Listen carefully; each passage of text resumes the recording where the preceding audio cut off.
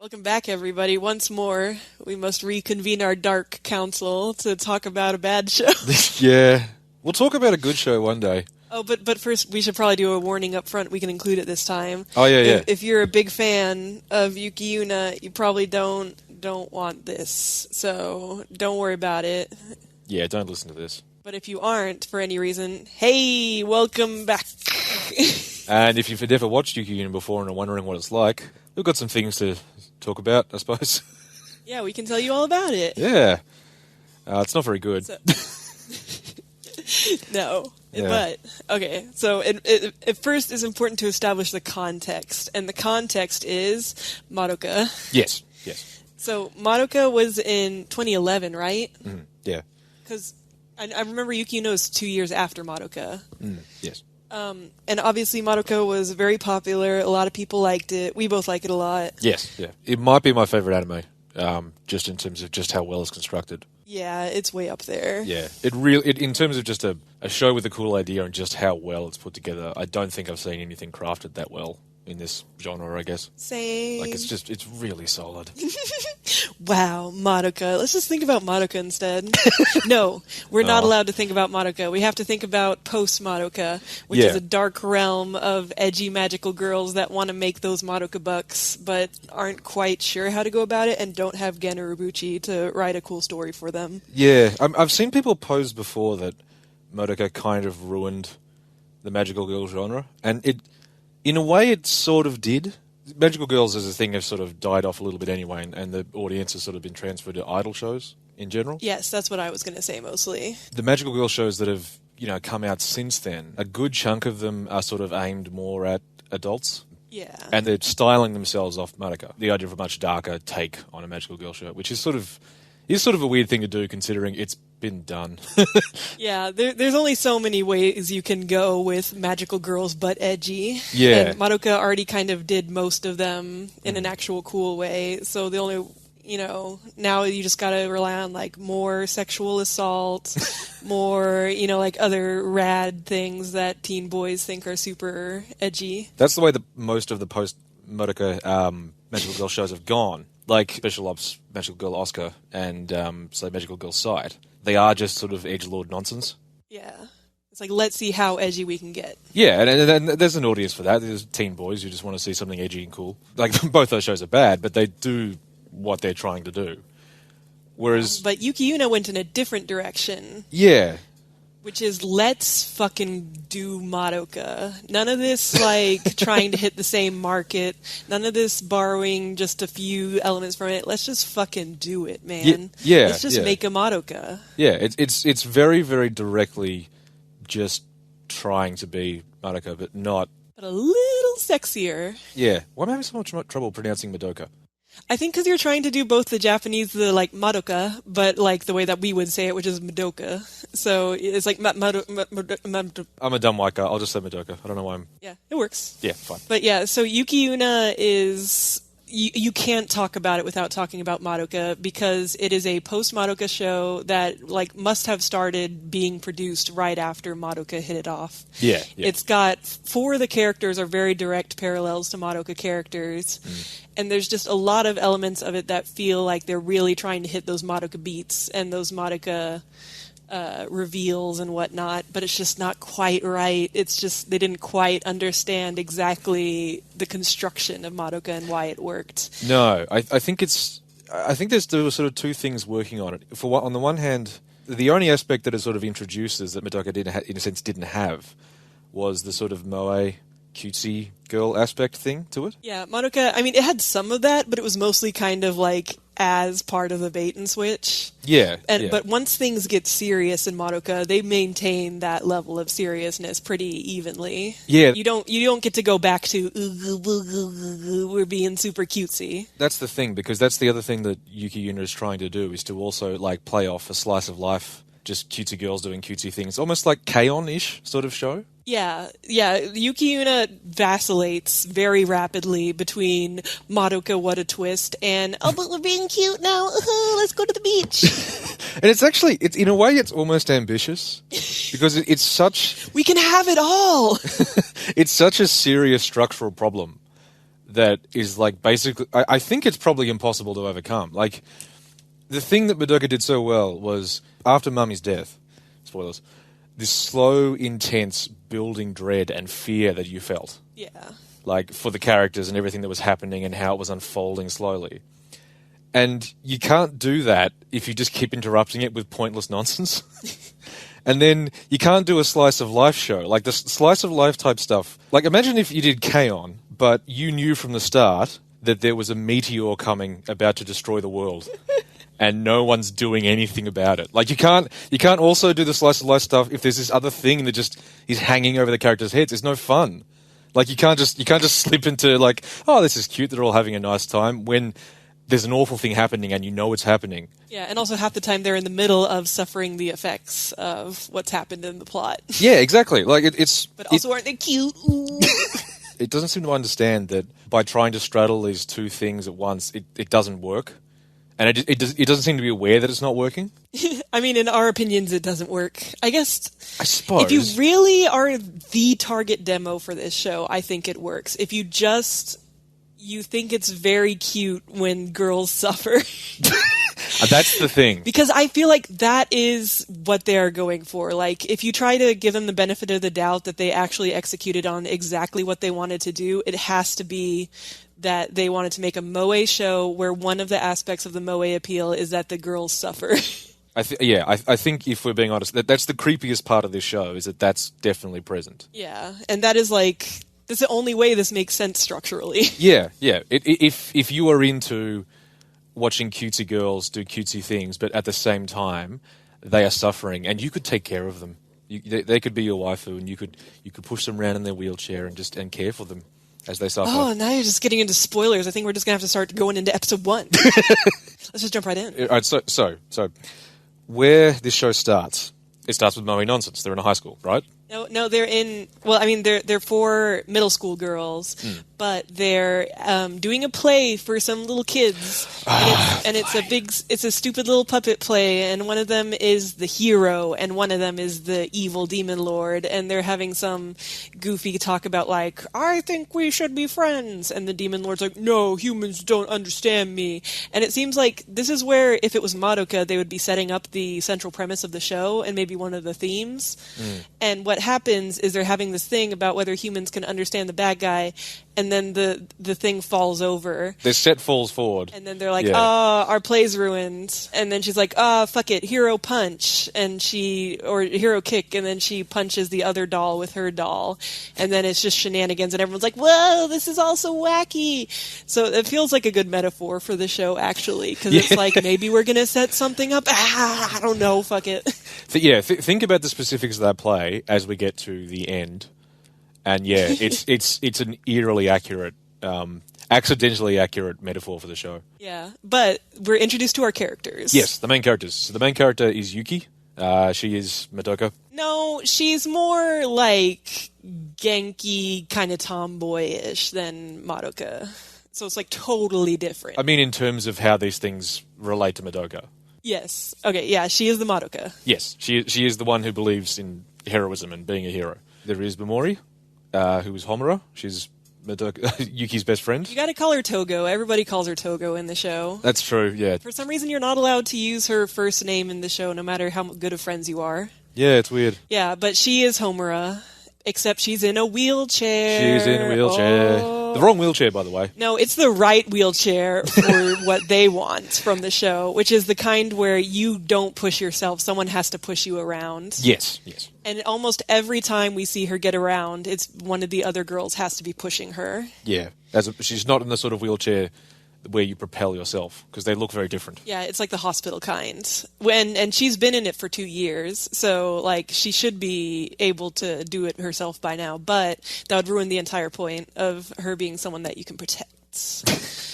So, but she has a lot of Homura characteristics, and she has like long dark hair, and she's the one who's like the most gay for the protagonist, and when she's a magical girl she has guns and other aspects. Almost the exact same color scheme too, like a sort of like greys and whites and blacks. Like, but hers is a little more blue than purple, so it's different. Because she gets to be a little more blue because the show cut out Sayaka. There's no Sayaka. Instead, there's a little sister Emoto-style character because that's much more moe. Yes, Itsuki. Yes. Otherwise referred to by us as Ugu. And like literally her introduction is she loves her big sister. That's her character trait. That's her entire character trait is while the show's falling apart, she's sitting at the computer where she does the tech stuff going, oh no, just flustered. And her big sister is the mommy character, whose name is Fu. And she's the yellow one. She's the group leader. She thinks that she has all the information from the relevant people in control, but she doesn't. Yes. And when she finds out she doesn't, she's going to flip out. And so she's very mommy. We're not joking when we say this is like obviously a direct rip-off of Madoka. Like it's just it's so clear all the way they've slotted all these in, except for like you say, there's no Sayaka. Sayaka was not moe at all. She has very few moe points, so get her out of here. Get a little sister in there. Ugugu. The thing is, it's kind of like Sayaka's character in Madoka though is the one who embraces the idea of being selfless and becoming a hero without really thinking it through. Which is the hero's thing this time. Yeah, that's Yuna. Yeah, so I guess if you gave this show a theme in relation to Madoka, it would be Sayaka was right all along.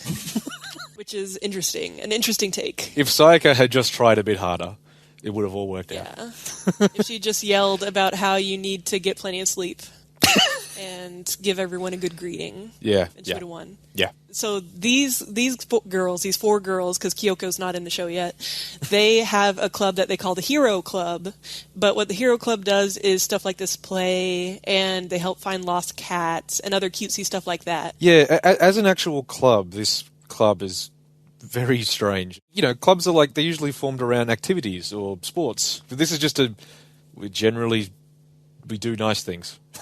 Yeah, and I guess it's it's almost like a do good in your community club, which could be nice, I guess. You know, it's still the way that this show uses the word hero all the time feels very self-aggrandizing.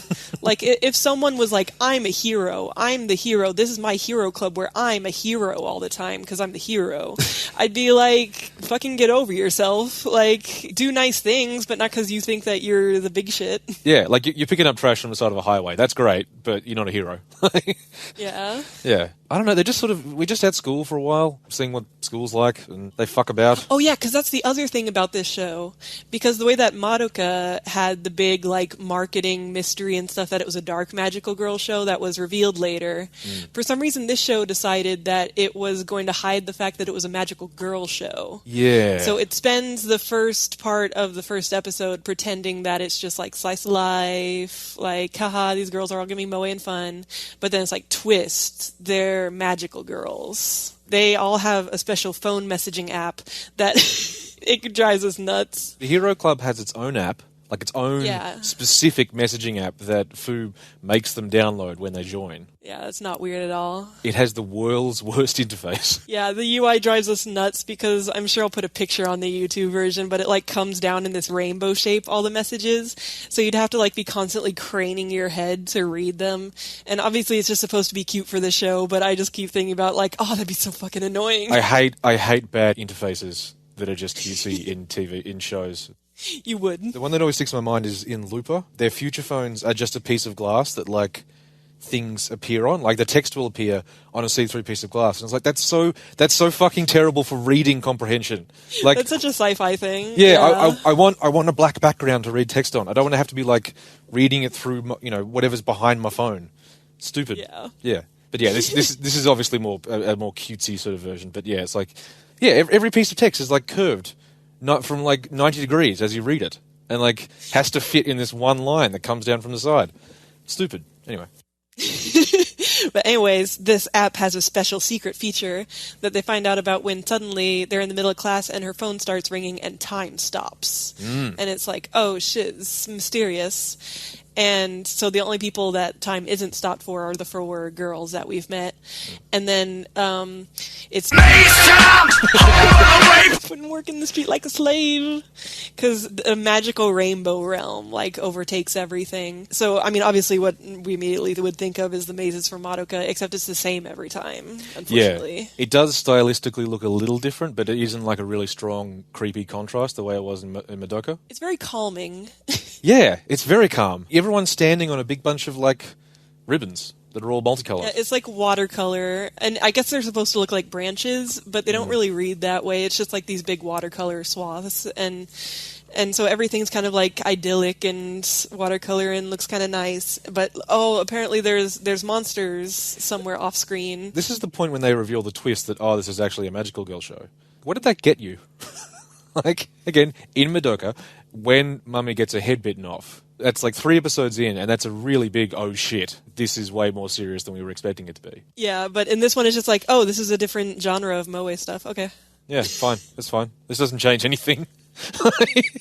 It's just, okay, this is happening. And the monster that shows up, all the monsters in Yuki Yuna, except for the one that's a giant fireball, are these like weird 3D shapes. And there's 12 of them, and they're supposed to be based on the different astrological signs. So there's like a Virgo one and a Cancer one and stuff. But they don't read that way, like in any, like obviously. Like I didn't pick that up until I read about it in a wiki afterwards. The first one is Virgo, but it looks like a big gastrointestinal tract, and it like shits out other little enemies that also fly at you. Yeah, they just poop out a little sphincter at the bottom of these intestines. Yeah, but I guess that's like a womb or something, because virgin or whatever. I suppose. Virgin birth. Yeah. Something else is worth pointing out. One thing we did see that was a bit incongruous when in the school life is that everyone prays towards a little tree. Ah, yes, Shinju-sama. Shinju-sama. Everyone in the society prays to, daily. Yeah, it's just like a very rote thing. Like they're like, okay, turn towards Shinju-sama, bow, like in the middle of the rest of their stuff. Yeah. So it's like, oh, what's that? Who's that god that they worship or whatnot? So that's a little bit of. So when Yuki and Togo sort of transported into this root world, they immediately run into Fu and Itsuki. And Fu, being Mummy, explains that she selected them to be, on behalf of this group called the Taisha, to be magical girls. And they are here to help defend their world from these things called the vertexes that are being sent to destroy Shinju-sama, or the tree. Like, the tree is an actual thing, it turns out. They're standing on its roots.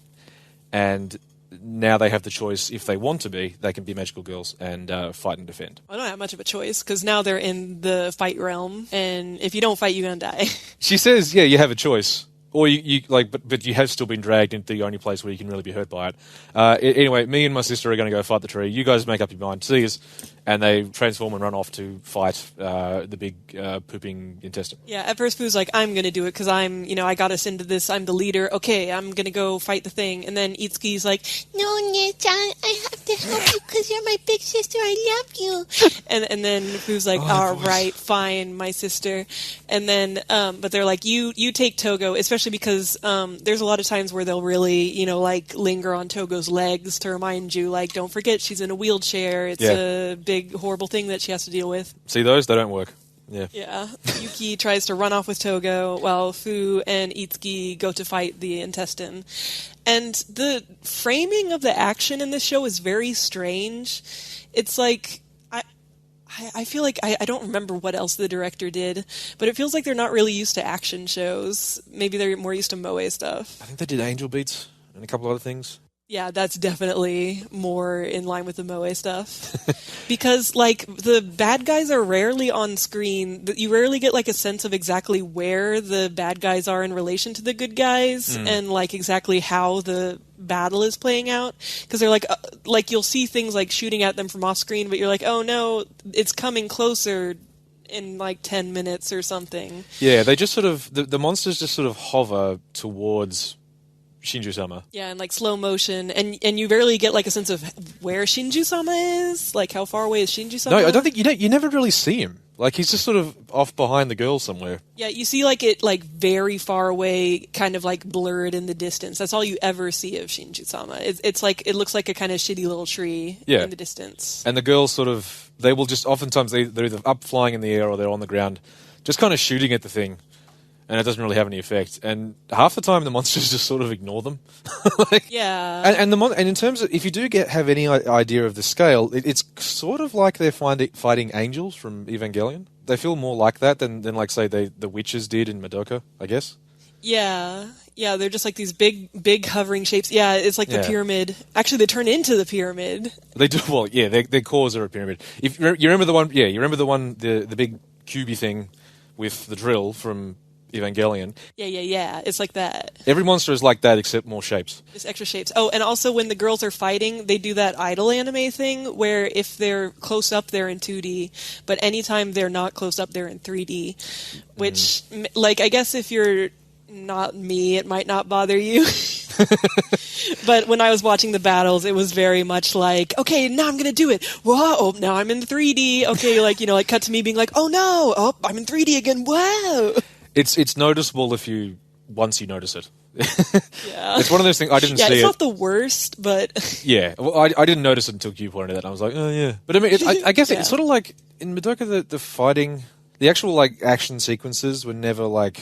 They weren't like if you say they aren't totally bitchin', no, I will fight you. They were awesome. They were like awesome. The way that different stuff is animated is so cool. No, it is. No, like visually they're really cool. Yeah. But I think what makes them additionally cool is that each time you see those fights happening, there's like story stakes involved, and there's something else happening with the characters. Whereas, like, in terms of like, if you were just watching a show just for like fight animations, they weren't like the most spectacular in the world. It's more that there was a lot of other stuff going on in the story that made those fights cool, and the visual look of them. Yeah. The stakes of a fight usually weren't just like, oh, here's an enemy that attacks this way, and so I have to deal with that. Yeah. Whereas, like, in this, it doesn't look as cool. The monsters are sort of dull, and there's nothing really going on in the story other than you have to beat that or it'll kill us. So... Or it'll kill a tree. Yeah, or it'll kill a tree. So the fact that the fights aren't very well choreographed and aren't that interesting is a lot more stark, I think, than it was in Madoka. Yeah, because it's just like, it feels surprisingly leisurely. Like, it's like, okay, let's go exterminate this thing, this termite that wants to eat our tree. Yeah, like they always have time to stop and think about what they should do next. You know what I mean? Yeah. Like they try something, that didn't work. What are we going to do? Yeah, let's sit around talking about it for a while, because the enemies apparently don't even really care that we're here. Yeah. Not until later, but yes. But, okay, so they don't just, like, punch the enemies until they die. They have to do a sealing ritual, which is... Or sometimes they do. They have to expose the thing's core, which is like a little pyramid. Yeah, which they do by like getting around it, and at first they're like, you have to say a special prayer, and then it turns out you don't have to do that, so they just had that for fun. They set up a lot of things I just sort of forget about. Yeah, it doesn't matter. It's almost Ruby-ish in that sense. There's a lot of surprising parallels with Ruby, but of course I think everything reminds me of Ruby. But so then, yeah, you expose the monster's soul by doing the ritual or whatever, and it's always a pyramid, but sometimes they're like different shapes or they do different things. It's kind of like a phase 2, except it's a pyramid. It's like if all the things you could have made it's just a fucking robot pyramid, especially for something that's supposed to be divine in origin. It's just kind of a strange choice, it seems like. Yeah. And so they just hit the pyramid and it dies. Oh, but there is the one really cool moment in the show, in the first episode, I think, which is that Yuna transforms piecemeal while yelling, which is really rad. It is. In this one, she's watching Fu and Tsuki fight, and, they're struggling, and she thinks, well, I'm a hero, I want to be a hero, I want to do good things, I'm going to take this opportunity. And it's like, hey, her transformation sequence is maybe, this is the peak of the show, I think.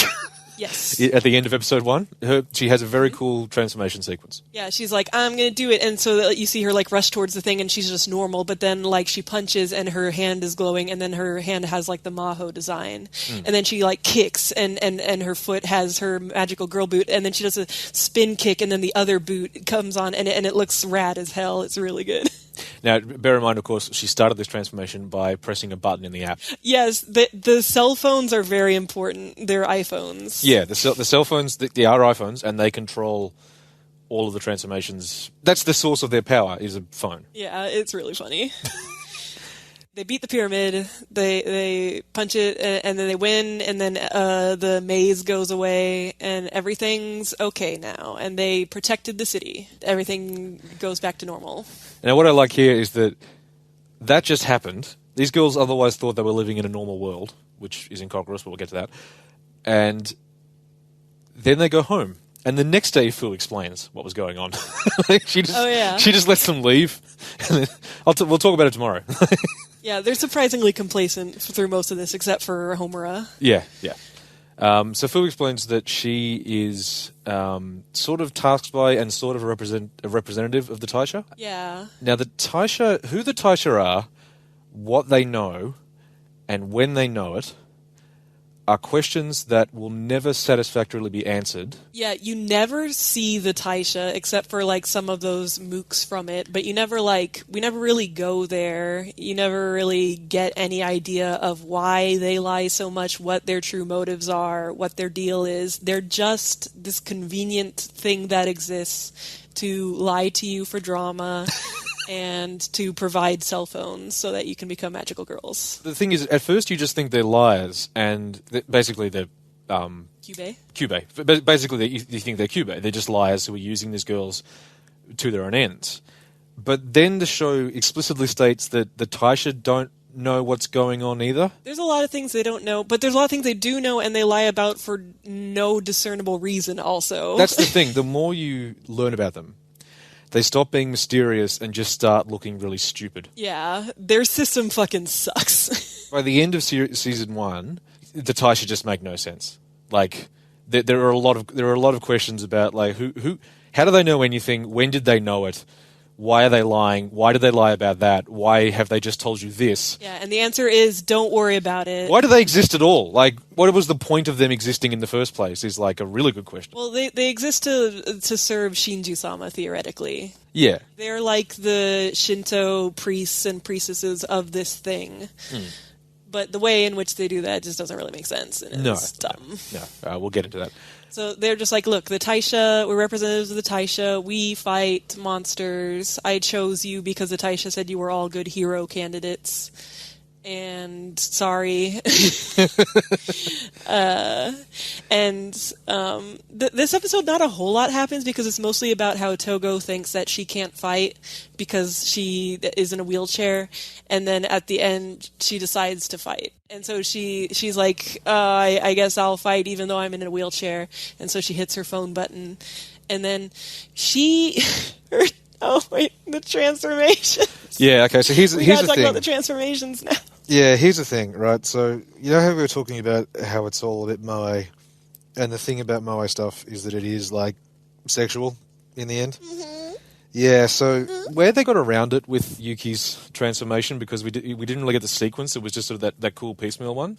When we actually get into the sequences, we discover that every girl has a body part that they focus on explicitly and in detail during the transformations. So yes, every girl has a charm fetish zone. Yes. So first you see Fu transform, and she has, like, if I want to be generous, it's like a leotard bottom that's exposed.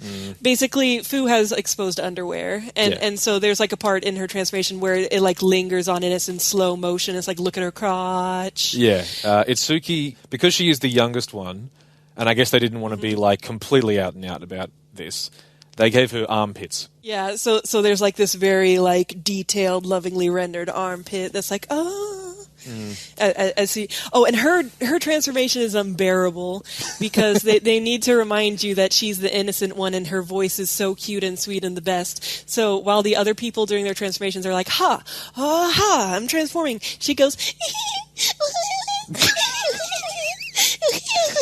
fucking voice. Like she's just giggling the entire time. It's like, I know why they did that, but it's so much. Yeah. Anyway. And then Yuna's is her butt. So there's a part where, like, I will give them that there's no transformation nudity, so it's like not quite as blatant as Nanoha or whatnot. Yeah. But So she's like in her normal seifuku outfit, and then she like looks back at you, and then she stick the butt out, and then just like bam, and then she has like the hot pants on, magical butt. But it's just like so, yeah, it's like check out my butt, bam, magical butt, and it's ridiculous. And then so we get to Togo's transformation, and Togo's is the worst, the absolute worst. And just in case you were in denial, Togo's transformation is bondage for one. Like yes. it immediately like these like ropes come and like tie around her or like around her floppy boobs and everything, and around her wrists, and like pull her arms out. So because they're hauling her up out of her chair, right? But it's very clearly like a bondage pose.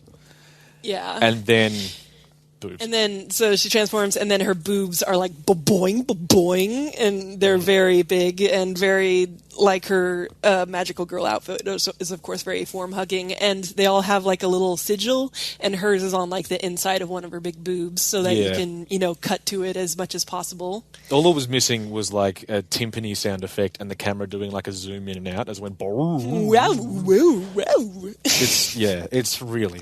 It's really gross. Yeah, and then from that point on, when she's in the opening, there's this like ridiculous shot where it like zooms out from her crotch.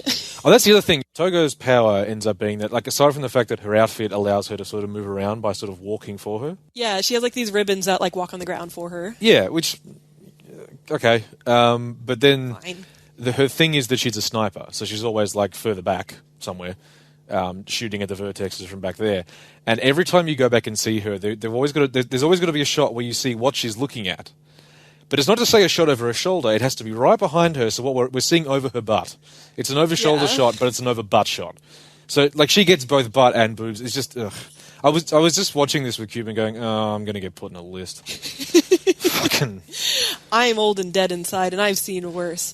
But it's very like, yeah, and every time she shoots, there's that like recoil jiggle and everything. Yeah. Oh, God. And what kills me about like her whole idea of her design is like, if she's going to be the snipers anyways, why does she also need the ability to magically run around with the ribbons? Like, at least that could have been a cool aspect of like, she has a way to fight despite not having the use of her legs because she's a sniper. Despite having more limited mobility than everyone else. It's sort of worth maybe mentioning, we'll talk about this more later, but there were people who thought that Yuki Yuna was going to bring some good rep for paraplegic people. Yeah. And I think we've already discussed why that's not the case. Yeah, because aside from the fact that it fetishizes the idea it is more of someone you can care for, and it gets the wheelchairs wrong and everything. This show has a very specific relationship with ableism that we'll get into more later. Yeah, she's not just someone who's in a wheelchair for like a normal physical reason. No, it's a thing. It's a thing, and even aside from that, just the way it's been represented here so far is just sort of it's gross. Yeah, it's like, how can I possibly do anything good despite my disability? Yeah. I'm useless as a person. Like that's a big part of her character is that she feels shitty. Yeah. And useless. And again, she doesn't overcome that feeling and realize there's plenty she can do.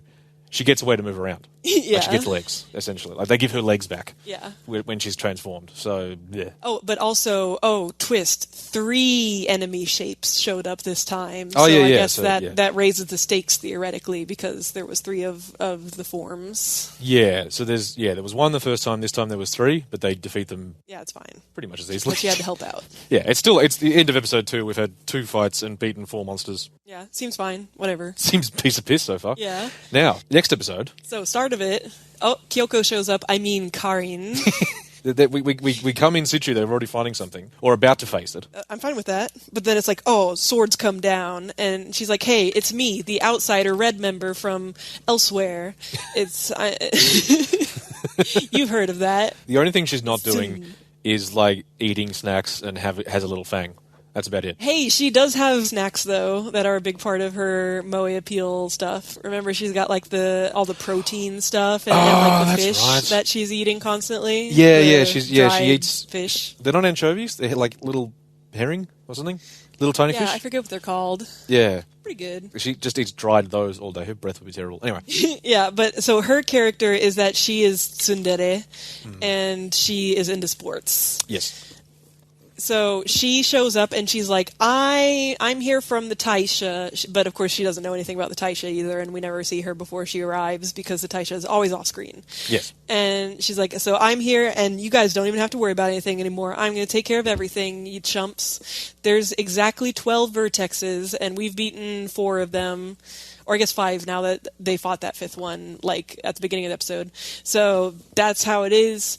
It's good. Oh, and also there's a system called Mankai, which, because it keeps cutting back to their sigils, and they all have 5 petals on them. They're all flowers. And sometimes when they're using their powers, one of them gets filled in. And so what she tells them is that if your Mankai limit gauge fills up, it makes you stronger every time you do it. Now, that must be something that the Taisha told her. Yeah. Now, why the Taisha would tell her something to encourage her to go Mankai as often as possible makes no goddamn sense whatsoever. Yes, and we'll find out why. Also, if the Taisha told her, why the Taisha didn't tell Fu is also a question worth raising. Yeah, because Fu has never heard anything about Mankai. Yeah. And also, this is the thing. Karin says she was sent by the Taisha to supervise them. Now, in Madoka, I'm going to say this a lot in this episode, in Madoka, like, Kyoko was just in another city. Yeah, she's from out of town. And then she heard that Mami died and was like, I can go to where she was. That was a great hunting ground. I'll get tons of seeds. It'll be awesome. I believe what she says is, my city now. Your favorite phrase. My city now. So Karin's like, my city now, except they're all from the same city. This is the thing, right? She explicitly says there's only 12 vertexes we need to defeat, and so far you've defeated 5. So you guys are the only ones who've been fighting vertexes. Where was Karin the last 2 times we fought things? Just don't worry about it. She just didn't turn up for some reason. Like, where else could she have been? I guess she was Army Reserve. But she's the most experienced and best fighter of them. This becomes clear. No, yeah, it's like, why wouldn't they send her first? Yeah, why did they feel the need to recruit 2 new members on top of Fu and Itsuki when you've got this one over here who can beat them by themselves? That never gets answered. It's just that this is the mid-season Mahou who comes in at the same time that, like, you know, Kyoko did, because we're doing Madoka. Yeah. And that's where this show, it does sort of trip itself up by just doing the Madoka beats without really thinking them through. It ends up posing questions accidentally that it never answers, and they start to infuriate you as they build up, because they really do build up, like, unanswerable questions. But it doesn't matter, because all they want is to get to these moe beats. Yeah, exactly, yeah. Because this episode, once Karin introduces herself and like goes through some of the basic exposition stuff, the rest of the episode is dedicated to Tsun Tsun Dere Dere. Oh, she doesn't want to be friends with them, but really she does want to be friends with them, and she's pushing them away. But they remembered her birthday, and she's like, oh, Dere. And so that's the rest of that episode. Yeah, she transfers to their school, but she doesn't want to join the hero club because, you know, that's stupid, and why would you bother doing that? And then they're trying to include her, and she doesn't want to include her. And then they invite her somewhere, and she's sitting there looking at the thing, going, I don't know, I don't want to go. And then she goes home, and they're already in her home. They broke in to give her a surprise birthday. No, they knock on her door. Oh, okay, whatever. But yeah, they like intrude, and they're like, "Hey, we're best friends. Fuck you, and whatever you want. It's your birthday. We're having your birthday now." Yeah. And she's like, "Oh, that's what I secretly wanted all along." Yeah.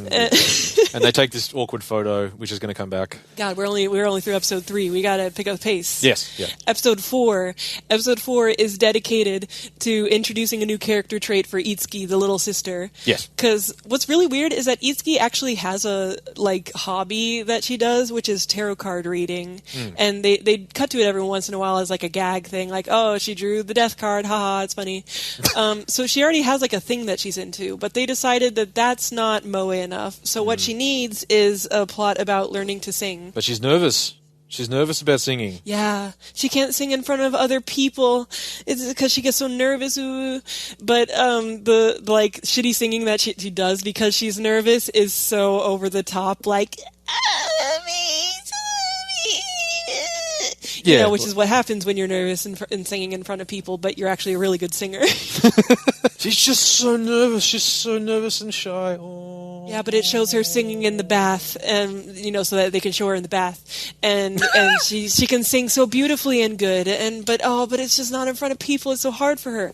But then the girls tell her that they're her best friends, and it's good, and they support her, and then she's able to sing in front of the people. And that's the whole episode. Pretty much, yeah. Yeah. Oh, we also reveal that Fu and Itsuki don't have parents. They were killed by a vertex at some point. Yes. I mean, I guess during the events of the prequel. Yeah, like there were other vertexes. Yeah, so they must know that there's been others before them. Yeah. Episode 5. That was it. That's pretty much episode 4 is all set up for. It's very moe that Itsuki likes to sing now, and it sure would be a shame if anything were to happen to it. Actually, there was one other thing that happened in episode 4, which was that Fu got a message from the Taisha saying there's a real bad thing coming. So the next time in episode 5, there's like a lot of enemy shapes. 7. All 7 Yes. remaining vertexes, as far as they know. This is it. This is the rest of them. They're all turning up at once. Which begs the question, why are the vertex turning up piecemeal if they can also turn up in groups? Don't worry about it. It doesn't matter. So there's 7 enemies, and they take down a couple of them, and then the rest of the enemies just combine, which is very, polite of them, so that we don't have to deal with that many, keeping track of that many enemies. Yeah. But, they're so strong now that they got tied, they combined. So now the girls have to do their limit break. They have to mankai. Yes. And Mankai does look pretty bitchin', I will say. And I feel like the fact that they decided to go ahead and do 3D for the zoomed out shots is probably because of the way the Mankai looks, and the fact that it does work pretty well for Mankai. It's sort of like they get mechs in a way, or like exosuits. Yeah. Like with the exception of Memori, who gets like a big ship that has like guns on it. Everyone else, they get like a big exosuit that like where Itsuki's thing is that she shoots little ribbons that can tie people up. She gets like this giant backpack thing that shoots hundreds of ribbons. Yuki gets big robo fists. Yeah, and Fu has I think she has a couple arms with swords, like big mecha arms that kind of float around her. And they do look cool. And it looks nice, yeah. And they have these white outfits that are kind of Shinto inspired, and it's harder to see the exposed skin areas, so it looks cooler just looking at it. Yeah. I mean, they're still there, but it's not as in focus. Yeah. So it's it does look pretty bitchin'. So Fu does it, and Itsuki does it because they come as a pair. Yeah. And Memori does it. Gets a big ship, shoots some stuff. That's pretty cool. They do the sealing ritual on the big combined enemy, and then its soul pyramid comes out, and it's bigger than the Earth, and it's in space. Yeah, it's in space. Yeah, it's in the stratosphere. They look up at the soul, and they're like, "What the fuck?" And it's wow, it is bigger than the world. So they're like, "Well, now what do we fucking do about that?" I love this idea of raising stakes. Is just what if more?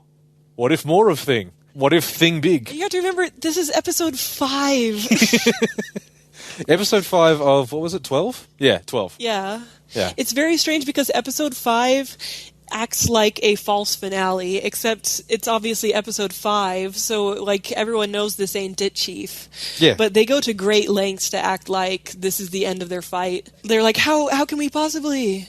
So Togo flies main girl up into space, and main girl goes Mankai, and she dramatically delivers the 5 tenets of the Hero Club, which are do a good greeting, get plenty of sleep, talk to someone if you're in trouble, you can try it if you do it. You can accomplish anything if you try. Probably. It's all just fucking moe nonsense. It's fine, whatever. Yeah. But she it's a very typical end of short shonen series. I'm saying the dramatic thing and punching with the power of friendship. Yeah. And so she punches the pyramid to death. Where Madoka posed a sort of complex question about what is it to be a hero and to be selfless, and is there any point to having any hope? This is just, if you believe enough, you can do anything, which is just yeah. If you believe enough and are polite, it's fine by the standards of shonen anime, but it's also bullshit. But also for the rest of the kind of tonal stuff it tries to do with all the intrigue and whatnot, it doesn't quite mesh. No, not at all. No. IMO. Again, the show is trying to be Madoka, but it doesn't have anything to say. Yeah. It's just all it really has to say is just generic. Being a hero is all about belief type fucking nonsense. Yeah, I'm a hero, and I said it, so now I am, and I did it. Yeah. So she punches the pyramid to death, and then she and Togo are falling through space but it's like pretty gay because like her and Togo are like hugging each other on Togo's Monkai ship, and it's like going back down through the atmosphere, and Itsuki catches them with her Itsuki ribbons, and it's fine. And then there's like that whole like dramatic like, oh, everyone, we're still all alive, everything's gonna be okay. And also notable, Karin did not go Monkai. Yes, which becomes like a big thing that she's torn up about. Yeah, remember, she's the one who knows about it. She's the one who told them about it. She chose not to do it. They aren't really super clear about the extent to which you can choose to do Monkai, because it happens when your thing fills up. But obviously later, if they had a choice, they wouldn't do it. Well, I thought it was a choice at this point, because they don't... Spoilers, there's consequences to it. I thought they just did it because they had the thing had filled up, and they chose to do it because they didn't think anything bad was going to come of choosing to do it. I think it's a little bit of like whichever one's more dramatically appropriate is the case. Probably, yeah. Because there are times later on when they're looking at the thing dramatically filling up and going, "Oh no, it's going to happen." Whereas the way it's presented here is that it's a choice, and if it was a choice, it filling up wouldn't be dramatic. So. Yeah, you're right. It's just inconsistent. Yeah, it's either way. They have that big, like, super dramatic fake ending, and it's like, okay, so that was episode 5, so now what? And episode 6. Episode 6. Yeah.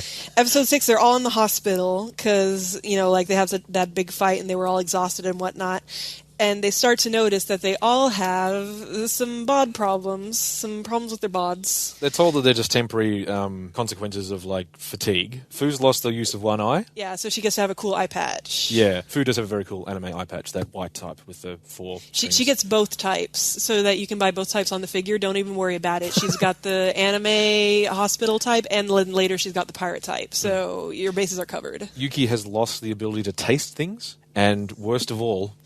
Itsuki. Yes. Itsuki lost her voice. Sweet, innocent Itsuki and her wonderful voice would be ashamed if something were to happen to it. So yeah, Itsuki can't talk. Yeah, she has to carry around a pad and pen so she can write down what she wants to say and show it to people. Yeah, which is very cutesy. They have a messaging app. They have their own messaging app. Yeah, which she does use sometimes. Yeah, it's faster than writing things. Yeah, and I know it's probably like easier for the camera to see her if she writes it on a paper, but I mean, yeah, it is very hard to read that stupid fucking app. But anyway, they're assured that this is all just temporary. Just chill. It's going to be all good. Yeah, and after all, their fight's over, so there's nothing to worry about. Yeah, the rest of the episode's taken up by Karin feeling like she should leave the hero club now because there's no point to her being a hero anymore. Yuki tracks her down and goes, "No, we're still friends and we'll still do good things."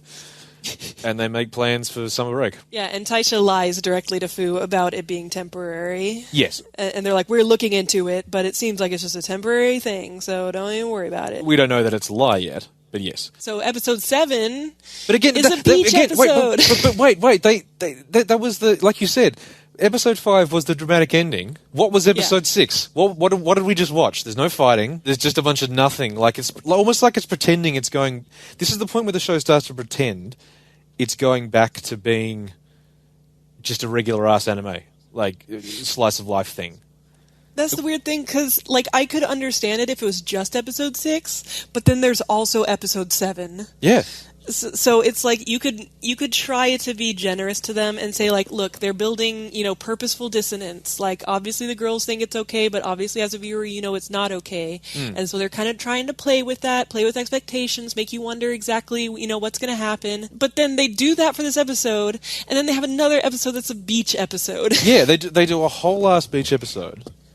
Where played completely straight. They don't talk about the ongoing issues of the fact that someone mentions in passing that the issues still haven't cleared up. Yeah, sometimes it kind of shows Togo thinking about it, and she's considering the situation. And by this point, they've realized that only Karin, who didn't go Monkai, has that, so it might be related to Monkai. Yeah, and like you say, the dissonance thing could work for one ep, but this is a straight up and down beach episode. Yeah, and it's a 12-episode series. Yeah, you're burning an entire episode. It's like...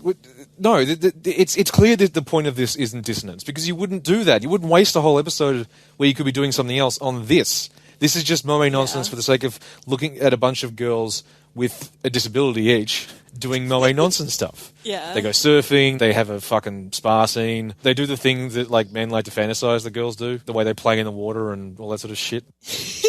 It's just... Yeah, it's all the normal, cute, moe, beach episode beats, but also, we have these problems that haven't gone away yet. Yeah, and it's like, you know as a viewer that something else is coming. On the one hand, it's not fooling us into thinking the show's just going back to normal. On the other hand, it's not building dissonance because it's just fucking confusing. Like, I was so confused. It's like, why? Why are we spending our time in this way? Watching episode 6 and 7, we were just baffled because it's like, what are we doing?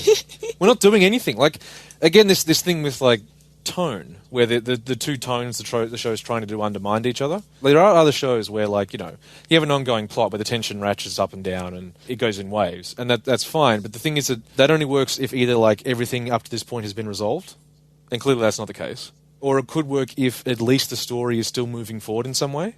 Yeah. But these two episodes don't move shit at all. It is static until they find out the next thing in episode 8. Yeah, there's like maybe 2 minutes worth of moving shit forward, and the rest is just played straight moe nonsense. Yeah, it doesn't work. It's just frustrating to watch. Like, it's not fun because you can't relax, and it's not moving the plot forward. So I'm just sitting here waiting for this stupid fucking beach episode to end. Yeah, and it's not like it introduced any more character traits. Like, at least you could say, like, well, the Itsuki episode was important because it introduced, like, a source of conflict because of her voice thing. But this one, it's all just, like, you know what their shticks are by this point. Now we're just having fun, seeing them all do their thing. It's filler. Yeah. It is literal filler.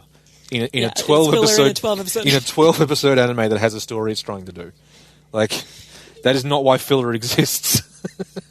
But, what big surprise at the end of episode 7, suddenly Fu goes into the Hero Club room, and it's great because there's a case, and she opens it all dramatically, and their cell phones are in it, because they're special Taisha iPhones. And it's like, what, they're back? And then her fairy shows up again, and she's like, what, it's not over? I can't believe it.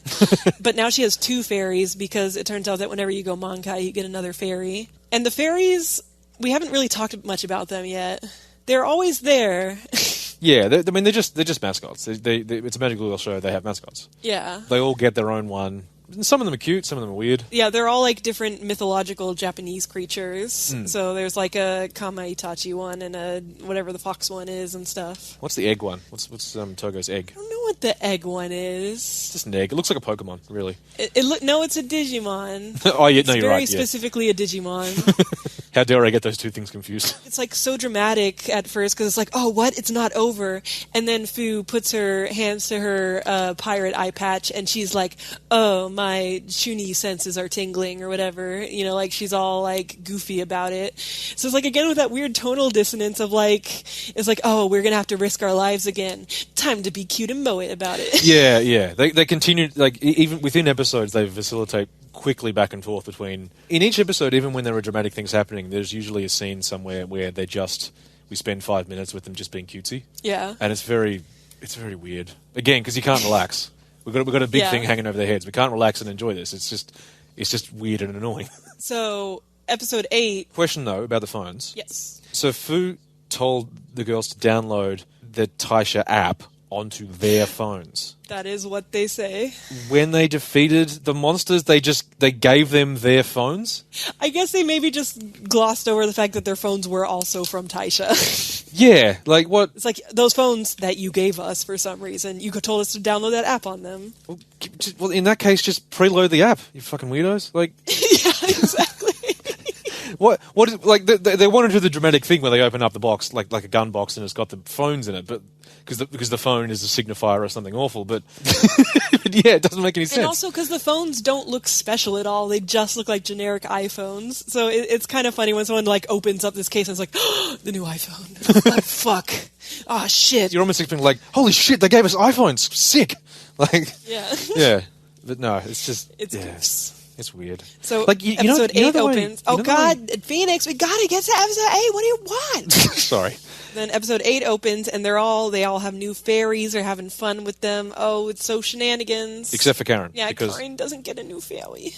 Yeah, Karin doesn't get a new fairy because she didn't Mankai. Yeah. Fucking loser. And so they're like, so why are we doing this again? We thought we beat all the vertexes. And she's like, I talked to Taisha, and apparently there's like one more leftover that we didn't kill so good or something. That seems legit. So they told us that we have to kill this one, and then we're definitely done. Yeah. And it's like, again, like, if the Taisha knows that after killing this one, they're not definitely done, why would they bother lying about that? Yeah, why did they ever set a limit on the number of vertexes? Why not just say apparently they do think that only 12 can attack every so often. But the show at the start presents it like sort of like Sailor Moon monsters, where it's just like there are monsters. There are always the possibility of more monsters. So just every now and again you got to fight a monster. But then they deliberately set a limit, and then they break that limit for no reason. Yeah, we never find out, like, okay, so why are they suddenly able to make the monsters regenerate faster or whatever? It's just like, it's a twist with no setup. It's a twist with no setup and no real payoff. I mean, I suppose you could say that for a bit they thought they were done, but we didn't think they were done. We obviously knew they weren't done. It was the 5th episode of 12. We know they're not fucking done. Yeah. Yeah. It's just a silly nonsense payoff. Anyway. So they fight this supposed one more enemy, and they recognize it as like another enemy type that they'd seen before, so they're like, that's weird, but, you know, whatever, seems fine. We won't be suspicious of that, I guess. No. But when they try to teleport back, we get to meet a new important character. Sonoko. So Sonoko, only Yuna and Togo, so Madoka and Homura, get to meet her. She teleports them to where she is when they come out of the maze area. And she's a girl who's in a bed. She's got like bandages over most of her, which there's no reason she needs bandages. Yeah, she's just entirely bandaged except for like one eye in her mouth. I think this is the closest we ever get to actually seeing the Taisha building, but we still don't. She's just off on like kind of like the waterfront somewhere, and her bed's just outside. She's watching the sunset in a hospital bed outdoors. So she's very like, I talk very dramatically and mysteriously about everything, and so the fairy system and the Mankai, you know, every time you go Mankai, then when a flower blooms, it also wilts, so you have to give up one of your body parts to the magical tree as like an offering, because we're offerings, really. Yeah. And so she reveals that the reason that she's all fucked up is because she's gone Mankai like 20 times. And so she lost like her, you know, like presumably like an eye each time, and then like one a year, the other year. Very little Except works she can anymore. see, hear, and speak. Yes. So really she got off kind of lucky in some ways. So this was the bit of Yuki Yuna that if you're describing it to people or trying to pitch it, this is the mind-blowing part. It's a show about magical girls, but when they power up, they get a random disability. Yes, you roll the disability gotcha, and you get a random disability, and you get a new one each time, and it sticks. So that's the dramatic thing. You get a randomized disability. Now, again, this is what it was when I was saying how we were going to get to the other part of this show that's more ableist. Again, people thinking this was going to be good rep got a rude shock when they found out that having a disability is treated like the most horrifying thing that could possibly happen to you. Yeah, because that's how it's treated. That's how it's treated. That this is a horrible, tragic fate, and that if they're going to have to keep fighting and going Mankai, that eventually they'll end up like her. Is basically the thing. Which is, like, it does suck. Like, it is shitty. It's not positive, but it's treated like a fate worse than death, being disabled. Yeah, and especially, like, the way that they react to finding out that it's permanent, and specifically Itsuki's not being able to talk. They react to it the way that they react in Madoka to finding out that they're just fucking batteries and undead. Yeah, finding out that they're now corpses. Like, yeah. The other thing she drops, that it's a question I guess they asked at some point when they were writing this. It's like, okay, well, surely so much of your body can't shut down and you wouldn't just die. She just drops it apropos of nothing. She says, we give up something every time we go Mankai, but in exchange, heroes never die. Yeah. And Togo's like, we won't ever die. And Yuna's like, oh, but then that's good, right? If we don't have to die? Yeah. Which, as a response to finding out suddenly that you were mortal, is very fucking strange. They just accept it immediately. They're just like, oh, that's weird. Okay, well, I mean, you know, whatever. It's not as big of a deal as Itsuki not being able to become a singing star, but, you know, it's pretty big deal, I guess. One of the things that you can lose is your memory. Yeah. Because it turns out that Sonoko remembers her, and she calls her by a different name. And Togo has this ribbon from a friend that she can't remember, like, exactly where she got it from. Even Togo seems to put it together in the scene, but she doesn't, like, the way that it's done is this whole scene, the writing is very strange, and the way that people react to revelations. It's very hard to follow. Yeah. Apart from the disability thing, it's extremely hard to follow what they're talking about and what she's saying, particularly the immortality thing, because it just comes and goes. Yeah, they introduce it like it's something that they're already familiar with almost. Yeah. And then Togo, when she's called by the different name, Sonoko's just like, oh, don't worry about it. It's a different friend that I used to have. You know, sometimes I think about her, I just randomly say her name. And then by the end of the scene, Togo just suddenly comes up to her and like shows her ribbon like she knows that it's related. And she's like, I'm so sorry, I can't remember. And it's just very like, okay, I guess you figured out while you were talking about the fact that you can't die, that you must be best friends or something. Yeah. What she puts together as well is that her paraplegia is a result of, I guess, her going Mankai at some point earlier in... I guess, I don't think she figures that out yet. It isn't really clear when she understands that that's why that happened until it gets undone. Yeah, until it... Oops, spoilers. Yeah, spoilers. But it does do that thing where the camera lingers on her legs when she's talking about Sange. So I guess like it is like trusting you to figure out, oh, maybe those two things are related. Maybe she didn't lose her leggies in a tragic accident. Because that's what she thought. That's what she was told. But she doesn't remember the accident. But what you figure out here is that at some point in the past, Togo was fighting vertexes with this girl. So they go to tell Fu. That's the end of episode 8. Episode 9, they go and tell Fu, and they decide not to tell Itsuki or Karin yet until I know more. Yeah, Fu's like, until we're like super sure, because maybe that bitch is just full of it, or whatever. So we'll bitch telling me that my girl's voice won't come back. Shut up. I'm sure she's crazy. That was the other thing, is that the Taisha, after they're done talking to Sonoko, or at some point during the conversation with Sonoko, the Taisha turn up, or all these people in masks, and just sort of, I guess they're going to take Sonoko away to where the bed normally goes. Yeah. They're like, oh, you left in your magical bed again, I guess. But I can only assume that the Taisha deliberately set this meeting in motion, because otherwise how did it happen? Obviously there's a place her bed normally goes, and they show up and they want to separate them, so they don't want them to talk to each other. Yeah. So she, for some reason, just has like the power to magically summon them for plot convenience, I guess. Is that what they said? Yeah, because she said like that she called them, and that's why they teleported back to her instead, to her save point. At no other point do the girls accidentally transport back to somewhere they didn't want to be. They all transport together as a group. So it's just like, it's an extra power that she has because, you know, convenient. Yeah, because plot convenient. We needed them to have a conversation. There's no suddenly, shocking, twisty sort of way. But sure, whatever, who cares, move on. Yeah, Fuck. so Fu's like, I don't know, maybe she's wrong. Maybe the stuff will go away or whatever, shut up.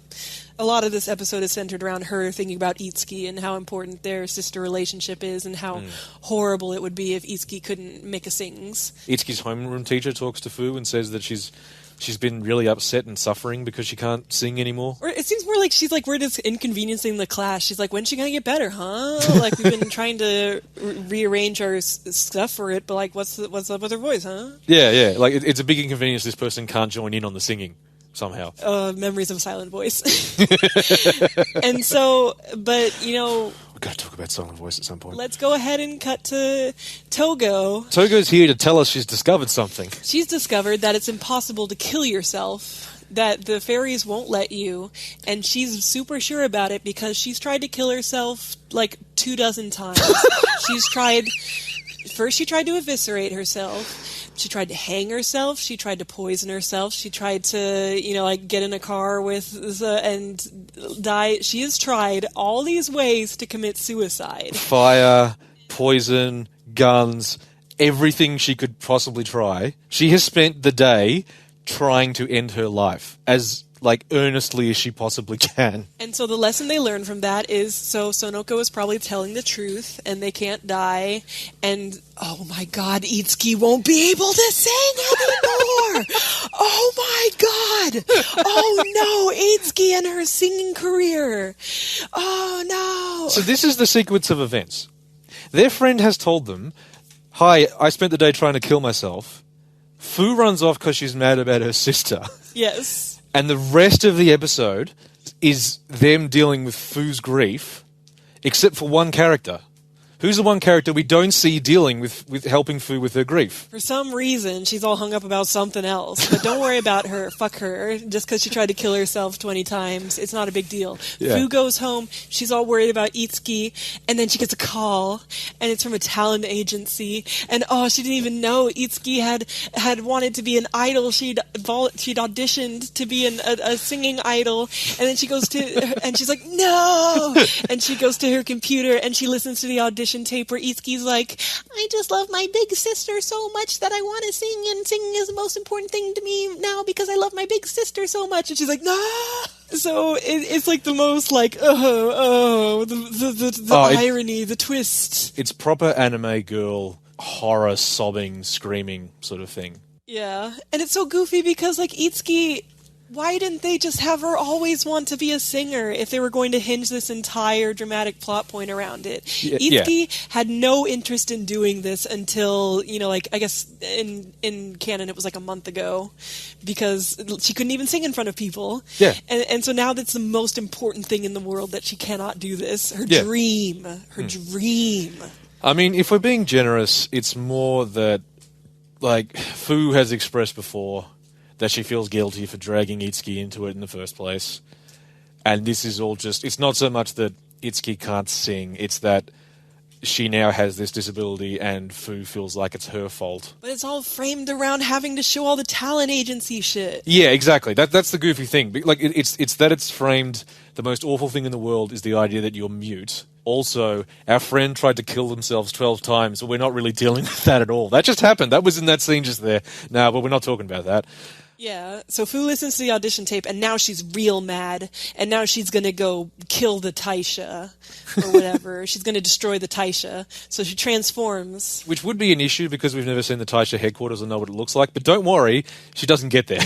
So that's not a problem. So she's flying through the sky in her mahou form, and Karin sees her, and of course Karin has no idea about anything that's going on right now, and so she's like, whoa, why is she transformed? So she immediately transforms and throws all her swords at her and like starts fighting her to get her attention. Again, it's one of those things that would make sense like in Madoka, because like, Kyoko and Sayaka fought, over their ideals or whatever, that made sense. Eventually the Homura Mami fight in the Rebellion. These two have a reason for fighting. Yeah, and they were willing to kill each other, at least in the, ostensibly. Yeah. For like very clear-cut reasons. But Karin attacking Togo when she doesn't know anything about the situation other than Togo is running. Yeah. And so her solution is to throw her swords at her. And he's like, hey, there's my friend. Pulls out a gun. Like, it's just... Yes! She just tried to kill her friend for no reason other than, she was running. Oh, she's out for a jog. Yeah. And so, they're like crossing swords, and Togo's like, the Taisha lied to us, and Karin's like, what?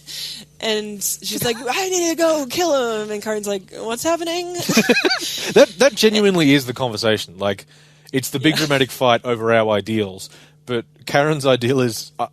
Can you stop and explain what's going on for a second? Yeah, I haven't been here for any of this part of the plot. Yeah, and it's not like the worst thing is. As fights go, it's probably one of the better ones in the show, but it's just so...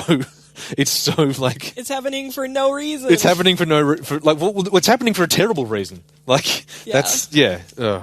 But anyway, she gets Fu on the ground, and then... Well, first Yuna blocks Fu's attack. Like, Yuna shows up, and it's all dramatic because Yuna blocks her attack, and that makes one of her Mankai thingies fill up. And Fu's like, why would you do this? And Yuna's like, we still would have chosen to fight even if we knew that we would have had these horrible disabilities. And Fu's like, shut up, there's no way anyone would. And then little sister comes and hugs her from behind and, gives her a dramatic note that's like, I'm just so happy to be here with you, my big sister, who I love so much. Yeah, she actually says, like, I never would have had this dream if not for the Hero Club, which is true, but it's also pointing out how poorly established her motivation was, or like how quickly established and overdrawn. Fu breaks out into more overly dramatic anime sobbing. And then they just all have a big old cry and credits roll. Yeah. And after credits, there's another dramatic montage that shows Itsuki being pure and loving singing, just to really try to drive home what a horrible thing it is that she can't pursue that now. Yeah. I mean, okay, so this is the thing. The show is basically set up just to make these girls suffer, really. Mm-hmm. And, like, suffering and pain was a big part of Madoka, but there was a point to it. Like, there was a theme they were exploring. There was apart from it just being an interesting plot that was unfolding and twisting and turning, there was, like, a reason we were making them suffer. Like, a reason they were struggling with a really hard decision. And it's also, they came up with in-universe reasons why, like, even if you say, like, Madoka, I know some people think it's misery porn or whatnot, but at least in-universe there are reasons for this system that they explain, and they suffer as a result of things that are explained in the context of the story. Yeah. But here, the only real explanation for the way a lot of these events go down is the girls must suffer. Yeah. In Madoka, like, Sayaka's whole thing is that she made a rash decision and had a flawed idea of what it was going to be like. And she couldn't admit her real motives to herself. Yeah, and it was only after she went through what she went through that she realized how she actually felt.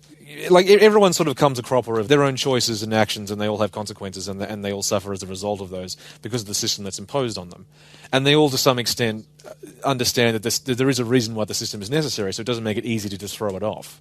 Yeah. Whereas in this, nothing really happens as a result of their choices. It's just, they suffer now, and it's bad. And if they need them to suffer more, they just twist again. They just add, like, oh, here's something else you didn't know, and now you got to suffer some more. And yeah, it's just, the entire thing is just constructed to make them feel bad, so we can watch them feel bad.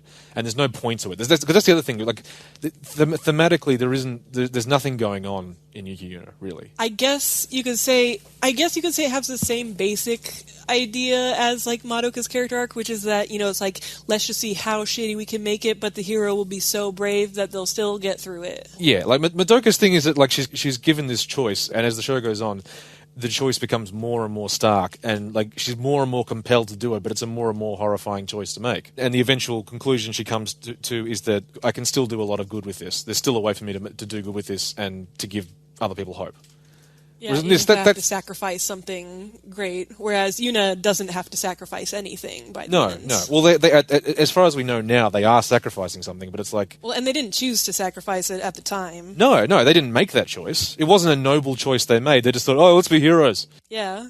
And that's also how they're going to win in the end, is they're going to let's be heroes. Yeah. I've seen people in reviews or people defending this show going, it really explores the themes of heroism. No, it doesn't.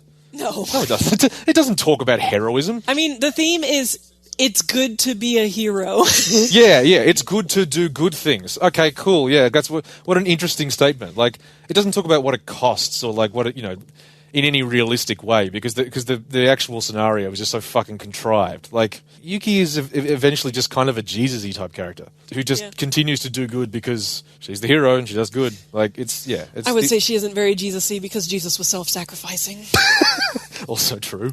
I mean, maybe sort of Jesus-y in the same way that what's her name from A Silent Voice is Jesus-y, and that she just continues to turn the other cheek and do good and be good.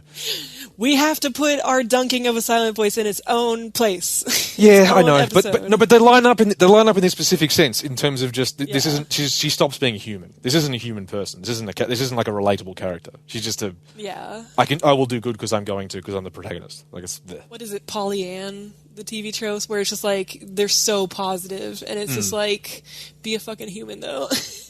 Anyways, episode 10. Now, if you've seen episode 10 of Madoka, you'll remember that episode 10 was a very important episode because it's when we recontextualize things by showing the flashback of Homura and how we got here and all the important revelations that are contained within. So, let's do that. We'll have a flashback of Togo. And we'll see all the important things that got us here. So we have Togo meeting Yuna, like how it was important, like when you saw when Homura met Madoka and why Madoka was so important to her. So Togo moves in, and then Yuna says, "Hi, I'm Yuna. Let's be friends." And Togo's like, "Oh!" And they show them forming the Hero Club, and it's fucking stupid. What's funny is that, like, because you're thinking that this is Madoka, is there going to be like some sort of time looping, time travel involved? And no, there isn't. So what we're seeing is stuff that Yeah, okay, yeah, it did happen in the past, but it's all happened in the one timeline. And it's also like stuff that you could have assumed happened, because they show you her killing herself the first time with the seppuku, like, like trying to do the whole like tanto through your stomach. And it's very gratuitous, it's like she takes her top off and everything, and she's like, really, she's gonna do it, and oh, she's so scared to do it. So it's like, we already knew this happens. Yeah. Like, this isn't recontextualizing anything. You're just showing us in more detail the awful thing that every other character so far have failed to deal with, despite the fact they're just such good friends. Yeah. She does the sensible thing and goes and talks to Sonoko again and asks for more information. Yeah, and then Sonoko explains her backstory. Yeah. So it's like all the flashback stuff did nothing to explain any of her backstory, because in the end she just goes and asks the med girl. Yeah, so Sonoko makes it clear they were part of a team. She went Mankai twice, or Togo did, and that's why she lost her memory specifically of the time during which they were a team. And her leggies. Yes. And Sonoko's like, you should see what it's like outside the barrier, because no one knows. Yeah, Sonoko goes on to explain the situation of the world. Now, again, in Madoka, what was great about episode 10 was that you finally understood the entire situation. Like, Yes. It finally answered all the questions you were wondering and set us up for the last 2 episodes where everyone comes together and there's the big final conflict and da-da-da-da. Yuki Yuna's episode 10 just makes you... They've got to explain shit. So fucking confused about what the hell is going on. It's very like season 6, episode 3 of Ruby, actually, in that sense. Yes. It's like, here's more information that makes the whole show make less sense. Yeah, so the basic rundown is that at some point in the past, the gods of Earth decided they were jack of humans, and they wanted to cleanse the world of all humanity, and all humans. Wait, was that just an Australianism? They were jack of humans? Yeah, they're like sick of them. Interesting. But it's the heaven gods. Yes. But I noticed, I feel like in the first season they don't distinguish between earth gods and heaven gods, so that must be like some supplementary material thing. They just say some gods wanted to kill all humans, and some gods didn't. There are gods. There's gods. They didn't like humans. Except for one god, Shinju-sama. No, some of them. Remember, they combined to form Shinju-sama. Oh, did they? Yeah, Shinju-sama is multiple gods, like all in one tree, which makes the later thing really funny. Shinju-sama is a Voltron. Yes. Shinju-sama couldn't face all of the gods, couldn't defend the entire world, and couldn't face all of the other gods on its own. So it just sectioned off Shikoku. Yeah, the one Japanese island. The one Japanese island, one of the main 4 islands. It put a barrier up around Shinkoku, and everything else now was just a fire wasteland. Yes, Togo passes through the illusory barrier, and it's just fire hell. It's just monsters everywhere, everyone's dead, which, like, it just hasn't come up. I had to rewatch those first episodes just to make sure I wasn't misremembering the fact that, like, nobody ever asks, like, why aren't there any other countries that we ever communicate with? Because, like, Togo, part of her... And it's played up more later, but she's a hyper-nationalist, which is weird as, like, a Moe character trait. Yes, yeah. But there's no Japan anymore. There's only Shikoku. So, like, there's no Tokyo. There's no other countries that Japan would have any kind of international relations with. But no one's just thought about it. No one's thinking about it. No one's asking about it. Everyone's, like... Togo is surprised, to say the least. Like... Yeah. She freaks out. One of the main things you see it in the opening every episode is there's a bridge that takes you off the island to the mainland, except the bridge was blown up, and no one's asking why didn't we fix that bridge? Where did that bridge go? Yeah, and they never make it like they never like imply that for some reason that they can't because of the power of Shinju-sama or anything. It's just no one cares. No one gives a shit about it's just never explained or never even touched on. Like, it could have been one of those things where you said like, oh, it's part of his powers. No one really thinks about it. It's kind of an illusory thing. They just assume the other countries are there, but no one ever leaves the island, or if they go to, they turn around for some reason. No, they just do not address it at all. The fact that the rest of the world is gone, and no one's noticed, as far as we can tell. Yeah, it just hasn't occurred to them to wonder. That's the other thing, though. What you can see in the world, like not in like the outside barrier or world or the magical root world, in the regular ass world where all the humans live, there is actually like a big physical wall barrier around the island. Like the water goes out for a while, and then there's just this barrier. This is this big ass barrier. Yeah, there's like this big like. It looks like when your ramen before you cook it, and so it's just like in a big shape, you know, all tangled up. There's just big ramen stacked all around the island. Yeah, I think it's supposed to be like the tree roots, but also the barrier is also like a dome that like illusions everything. But also sometimes you just have to break through the roots part. That's like a wall that only goes up a few feet. Also, they went to space. Yes. Where is space? Where was space? Because they went to space and they didn't see this outside world. Yeah. So what was that? What the fuck? Like, I know, like, when you're in Rootland, you're in, like, a different dimension, but that's clearly the same dimension that you see the hell monsters in, because they coexist. Because Togo, like, later on, goes back and forth between the root dimension and the hell world. So the root dimension is, like, still has a barrier from the outside worworld. It's, How did they not see the hell world from space? It's just Were maddening. they just distracted? It's so frustrating, like, because again, it runs through all this stuff, like, oh yeah, this all makes sense. And you're just watching and going, no, but hang on, wait, no. Like, it's, like, this isn't even like, I know that, like, Cube, you do this a bit, and I do this a bit too, where, like, you can be distracted nitpicking at a show when the show's not good, particularly. Like, you think incongruous things start to catch you more. Yeah. And you sort of get obsessed with little details. This is not a little detail. No, this is, like, the central source of the conflict of the show. Yeah. And it doesn't make any fucking sense. The other thing that Togo sees while she's out there, there's all these little monsters that are like, they're sort of like eggs with mouths, kind of. Yeah, little teethy boys. And they all combine to rebuild vertexes. And that's what they're doing right now. They're very slowly rebuilding all of the vertexes. All the ones they've defeated so far, they're all being rebuilt. Yeah, and I guess for some reason they've gotten faster about it. Yeah, because they're all almost done. Why have they been able to make them quicker? Yeah. Like, Sonoko implied before that, like, there was like a 2-year gap between last time we pushed all the vertexes back, and then there was, like, nothing happened for 2 years, and then you had to fight them again. Yeah, and obviously the Taisha at first didn't think that there would be more so soon. So why? Why are they suddenly able to make them quicker? Yeah, why they would make them quicker? Why are they almost done? We know the reason. It's because now Togo's thinking about how they're going to have to fight them all again, and they're going to have to go Mankai again and get more disabilities. Yeah, so it's just drama. It's just drama. The gods are very dedicated to creating the correct amount of tension. Even if it doesn't flow. And this time, as would have made sense last time, they're going to be able to attack all at once. Like... Again, why didn't they do that last time? So Togo, upon seeing all this, is like, fuck this. I'm just going to kill everybody. Yep. So she's like, I'm going to break a big hole in the barrier and we'll let Shinju-sama die and everyone will die and that'll be better than us having to become disabled in this way. Yeah, this is her choice. She's so busted up about the idea of her friends fighting and suffering and becoming disabled that the better choice is everybody dies. Yeah. Every single person dies, including her friends.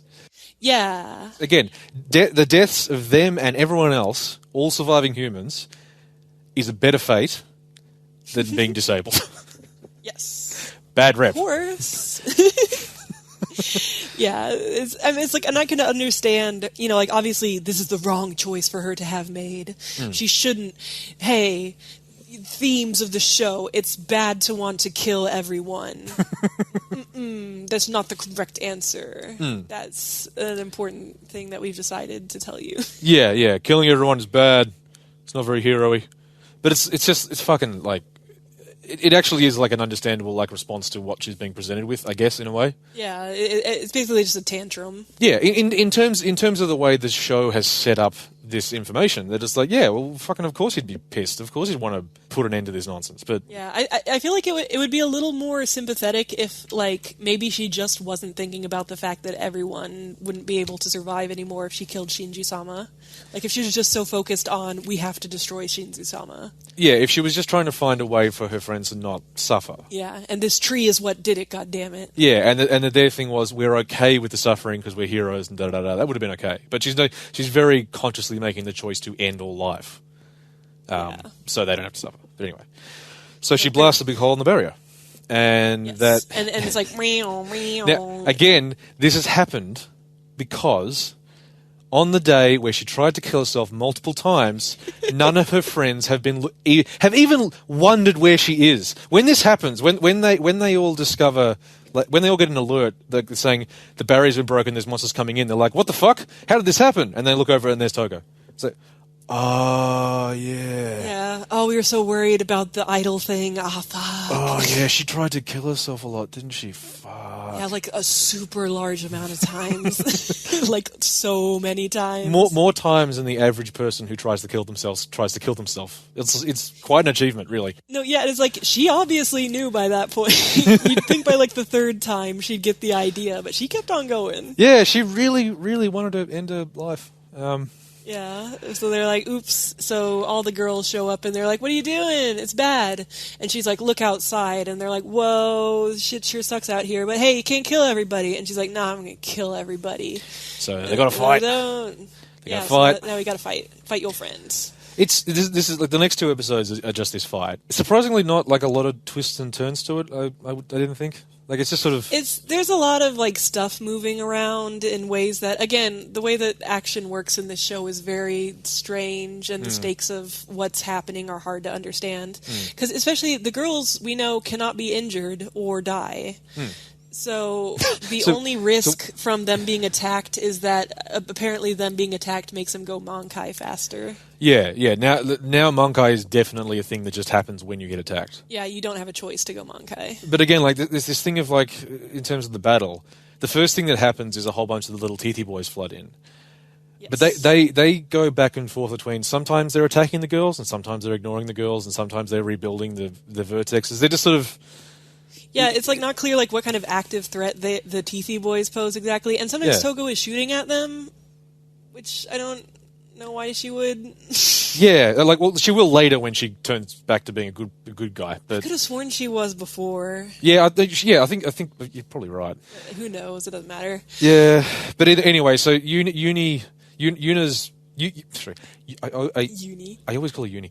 Yuki. You gotta go to uni. Going to uni, mate. Yuki, at this point, feels really bad that she forgot about her best friend and all of her suicide attempts, and now can't transform. Now... Yeah, like, she's so sad because of all these revelations and the fact that Toga wants to kill everyone. Like, so her and Karin get, like, hit and, like, smacked off into, the timeout zone. And just Karin's... somewhere else in this giant world that for some reason this bit isn't being attacked. Yeah, but who knows a different where that screen. is. Yeah. But the thing is that, like, their mental state has never been a requirement. They implied it was, but we never had a moment before where it was actually a problem. Because, like, Togo never, back when she was too unsure to transform, she just never hit the button. It was never like, oh, she hit the button, but she's not confident enough yet to do it. So it's just like, like, now this is a problem because it's convenient now for it to be a dramatic problem. Yeah, that she's here and she doesn't know, she can't transform and she wants to transform and she can't work out her feelings and she's confused. Again, Madoka. Like, it recognized... That one's fair enough to not be Madoka. Again, it's the thing of they recognize this beat. That, like, laying there, should I even try anymore, kind of. You could have at least set up that, like, the mental state was key to being, like, her feeling like she was a hero or whatever was, like, key to this. I think it was mentioned before, but again, like, it wasn't actually an active thing that they had to think about ever before. Yeah, she's never had to struggle with it before. None of the other characters have struggled with it. Yeah, again, it's not like she was, like, pushing the button, like, transform, why can't I? She just, the moment that she actually tried to transform, then she could. It's fine. Shouldn't Fu have had this problem? When she was running off to fight the Taisha? Yeah. When she was mad about the whole system? She shouldn't have been able to transform at that point. Like, that's just... Yeah. The way most of this goes is that Fu and Itsuki are off fighting Togo, while Karin and Yuki are sort of just having a chat. Yeah, Karin's, like, talks to her about friendship, and she's, like, tells her the lesson that she's learned from their magical friendship. And then Karin gets her big dramatic... last stand kind of thing, which is kind of cool. It would be cool if she wasn't screaming the tenants from the Hero Club and getting disability after disability because she was doing it. Yeah, so Karin's big dramatic fight is that she speed stacks disabilities. So she's, like, fighting, and she goes Monkai against I don't know, just some of the enemies, you know. That's again, like, there's just a lot of enemies around, so it's like, why are these the ones that she has to kill? And, again, it's a thing of all the Vertex are here, and the Teethy boys. Yeah, so there's like so many enemies around, but she's going to dramatically kill some of them. Yeah. That happen to be on screen at the moment. Yeah. So, you know, she's like, goes Monkai, and she's like, first rule of Hero Club, don't talk about Hero Club. It's like, greets, give everyone a good greeting. Yeah. And then she like uses up her Monkai, and then like you see that she got a new disability, and then she's like, second rule of Hero Club, and then she goes Monkai again. It's like, eat plenty of food. Yeah. And it's like, the way that it's animated is actually cool, because her Monkai does look very cool. She has 4 arms that all have swords. Yeah. There's this nice, like, kinetic aspect to it, where, especially because when she loses one of her leggies, she's, like, falling through the sky, and then she, like, transforms mid-fall and does the Monkai again, and it looks and feels cool. But everything that's happening is just so goofy. Yeah. But then by the end, so she's lying on the ground now, and she's gone Monkai like 5 times or something, and she can't see or hear. So Yuna gets to her, and she's like, Karin, and Karin says like some dramatic bullshit, you know, while she like can't see or hear. She's like, didn't I do such a good job? Is that you, Yuki? I can't tell who's holding me. I'm just so, and it's a friendship, and you have to do it. Blah, blah, blah. Yeah. And so Yuna's like, okay. I would have loved if she accidentally gave that speech to an egg boy. She's just been cradled by an eggy. Boys. Yeah. And they're just listening like, ngang, ngang, ngang, ngang. And she can't tell her because she's lost all use to the left side of her body. They're just eating her leg, and she's going, oh, it's a friend. Togo's tried to attack the tree herself, but she can't harm it. So she's like, I'm going to bring this thing, and it's a big combined monster that basically works out to just being a giant fireball. Yes. And it's just like, of all the final bosses, it's just a fireball. It's a big fireball. It's a spirit bomb. It's just a big fireball. I guess it's supposed to be like, it's the power of the sun or something. But like, as a thing to fight, it's just it's a circle. Yeah, it's a big circle. And then just as Togo's, you know, luring it towards the tree, and it's finally on target, who knows what they were doing before. Yeah, Yuna comes in and she punches her. Because she's here to protect her. Yeah, and she's like, stupid, I love you, I'm going to protect you and everyone, and I promise I won't forget. Oh yeah, because then it becomes like Togo's big issue was the fact that she forgot her friend, and she's worried that they'll forget each other, which wasn't really what she was talking about. No, like she's really concerned that she's going to be forgotten. Yeah. And that she'll lose memories again, which I guess... Again, being generous to the show, you could say that like once you know that there are holes in your memory and things you don't remember, that could make you very afraid of that happening to you again. Yeah, but she doesn't say like, I don't want to forget everyone again, that's my big fear. She's like, we shouldn't have to sacrifice ourselves to this thing and stuff. So then when Yuki's like, everything's gonna be okay, I won't forget you, it feels like you misinterpreted what her concern was. She was worried about the fact that you guys are going to have to like be in bed for the rest of your lives after some unspecified amount of time. In the last episode, though, doesn't she say something about she's worried about being forgotten? It probably does come up, but I'm saying like she also talks about a lot of problems. Yeah, she does. And when Yuki said that, Togo hadn't brought that up yet, so it's just they just forgot the order they've done everything in. Yeah. So Togo's like, oh, fine, I guess with the power of friendship. Oh, but what have I done? Everyone's going to die now. So they're like, oh, but how can we stop this giant fireball? Yuna runs out of her Monkai, and that's when she loses her leggies, and she, like, falls. Now, she's got no legs. The show really fucking loves people not having the use of their legs. It's best. So they go to stop the sun, and there's all these, like, first is Togo, and then, like, dramatically Itsuki and Fu are there, too, to try to stop the sun. What happened to them, anyway? They got hit off screen at some point. Yeah, and they were hurt and going... Yeah, that's what happens. You get hit off screen, and then you're in timeout for a while. So they come out of timeout. Despite the fact that you're hurt and can't move, you then have the ability to go buck wild.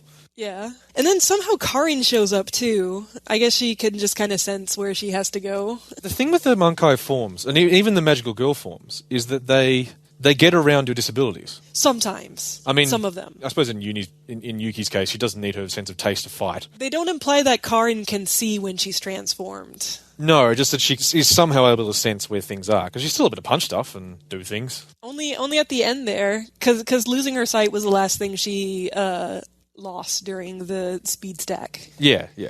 So it wasn't clear, how she found out where she needed to go, but don't worry about it. It's a dramatic thing. Everybody's here. And then, of course, the last person to show up is Yuna. Yeah. And she can do it. And so what happens? What's the visual? What happens visually? How does she defeat it? She touches the pyramid.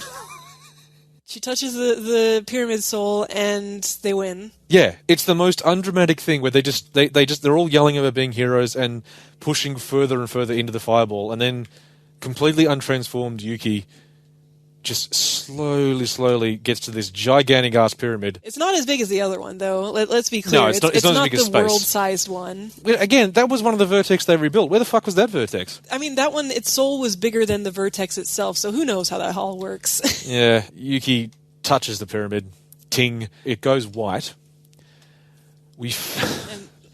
And they win. What's happened? So then it cuts to and everything. Our fight definitely wasn't a dream. There was some damage done to houses and stuff, but we're all better. And you know what? Itsuki can talk again, and everyone's getting better. And it turns out that the Shinju-sama decided that it did a mean thing by taking away all of our abilities just so that we could use our limit break.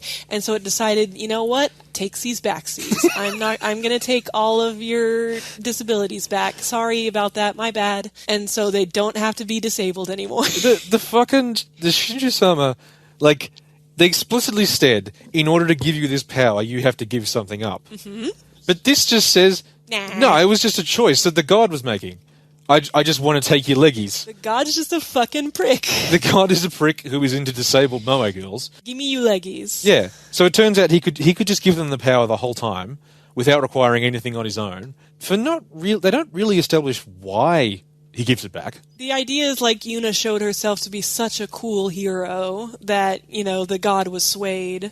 Yeah. But it feels so unearned. Again, compared to Madoka's choice to sacrifice herself, Yuki just kept shouting that she was a hero and punching things until they won. Yeah, she just kept shouting Yuki Yuna is a hero, like the title of the show. Yeah, I'm a hero. They discuss how, according to the Taisha, the new system is you can go Mankai without sacrificing anything. You just get to go Mankai whenever you want.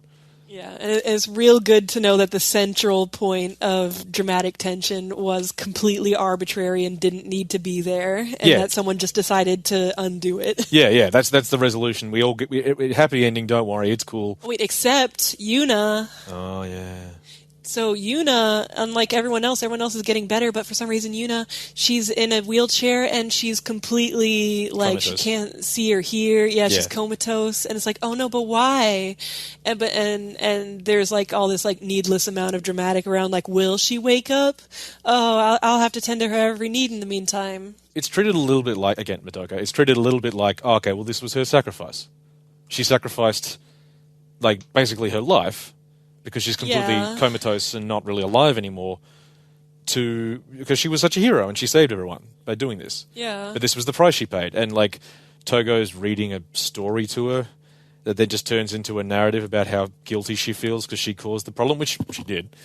And it is actually as much as it's one of those things was she's blaming herself. No, she absolutely should blame herself. This was all her fault. Oh yeah, she did try to kill everyone. Yeah, and she's doing the big over dramatic anime sobbing about how guilty she feels and she just wants her friend back. And then she just wakes up. Yeah, and then Yuna wakes up because of the power of you believed that I would someday. Yeah. Because there's this whole thing about you just need to keep believing that someone will get better. And I know that it's not their intention to, you're not supposed to draw parallels to real world disabilities or whatnot. But there's also Fu spends a lot of time in denial about Itsuki's disability and stuff. And then the final thing is, don't worry, every malady will be healed. Yeah. And you don't have to, and it's okay that you were in the wheelchair because in the end, you don't have to be in the wheelchair. Yeah. It is still just these are bad things that have happened to you. And the good ending is that you don't have to put up with them anymore. Even in the closing credits, it's now Yuki being pushed around by Togo in the wheelchair, and then it fades, and now they're all walking. So that's the ultimate ending where no one's in a wheelchair. fucking... Also, there's that whole weird, so once, like, Yuna's working again, and they go to and have their big play, you know, for the school festival that they've been wanting to do, and Yuna, like, dramatically falls over a bit, but then and it's like, oh, is she not okay? But she is okay. And it's like, what was the fucking point of that? Well, again, we were talking about the little play at the start, and how that was sort of a really good metaphor for the show. It was a very basic, boring story, and then the set fell apart, or the plot fell apart, and then they said, "Oh, I win," and kick someone, and that was that's the show. That's the whole show. The ending play was also that, because it's like, oh, some tension for a reason you don't know, and now it's over for another arbitrary reason. The end, happy end. Yeah. Why did the god make them do that, and why did he change his mind? And there's no logic to why the Taisha would lie sometimes, why they would...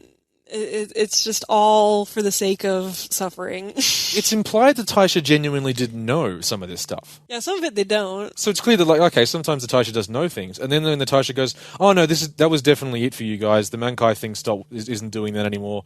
It'll be all cool." First of all, why would the Taisha be definitive about anything at this point? Yeah, they imply like the Taisha somehow makes these rules, but it's like, do they talk to the tree? Does the tree just like hand down edicts, and they're just like, they just have to deal with it? Because a lot of times they blame the Taisha for the rules. Yeah, but it's like, so what power do they have over Mr. Tree? They were mad at Taisha for lying to them about the Mankai thing, which is implied. Yeah, the Taisha knew that would be the result of going Mankai. They totally knew that one. Yeah. And it's like, yeah, why did they bother to continually lie to them about that? I mean, that one at least like... made sense, because it was like, they might not choose to do it if they knew. But we need them to defend us, so we lie to them until they're in a position where they just can't not defend us. And okay, you maybe tell them that, like, the problem isn't permanent, fine. Why did they tell Kyoko Girl that it makes you stronger every time you go Mankai? Yeah. Why would you bother telling them the exact opposite of the truth? Why would you want them to stack disabilities? In a combat sense, you do get stronger, I guess. But she said it's like leveling up, like, you will be... like exponentially stronger by having gone Mankai many times, which is exactly the opposite of what they need to be worried about. Yeah. It doesn't make you a better fighter. The world building is just completely busted by the end of this season 1. Like, the god is arbitrary. Oh yeah, season 2 does not make it better. No. Spoilers. Season 2 is the thing, but season 1, like, fuck, you just get to the end and it's like, well, I guess that was pointless. Yeah. That was all completely pointless. Like, sure, they beat that last vertex. What's the future like for this society? We continue to exist in this tiny bubble, surrounded by like a fire world that wants to kill us. Yeah, because I was going to say, like, people talk about Yuki Yuna as, you know, I like it better than Madoka. I mean, obviously that's not a lot of people. But they'll say, like, but it had a happier ending than Madoka. You know, it ends on a more positive note. And the way that the show frames it is more positive. But in the end, they are fighting a pointless, like... endless war. Yeah, endless war against an entire hell world that they're the only survivors of and can't do anything about. Yeah, they are stuck. They're going to be stuck in this cycle forever on this tiny island with no real future apart from the status quo. Yeah, that fucking sucks. That's the happy ending. I mean, that gets me too when people say that Madoka has a sad ending. When it's like, it's a bittersweet ending, but it's still positive. Yeah, well, look, that's a whole other argument we don't need to have with the internet on. No, it is, but the point is that at the end of Madoka, she has done something to improve the world. You know what I mean? The situation has been improved by her words and deeds. Yeah. Her actions create a world where the girls don't have to suffer like they did anymore. In Yuki Yuna, they're essentially back where they started, except they don't have to Mankai anymore, only because the god decided, why not? Yeah. It's just... it's so arbitrary. It's arbitrary and it's not happy. It's a horrifying ending. Like, once you fully understand what's going on in that world, it's not solved. It's not even like there's hope. If you just want to see the Moe smile, they do smile at the end and say that friendship is good. But it's not a good ending, though. No, it's a bad ending. It's a very bad ending. Anyway, that was... season 1 was insane. Oh, wait, good points, though. The music is very good. I've been listening to it a lot while working. It's clear that they wanted to try to go for something that's kind of like Madoka, especially with the transformation themes.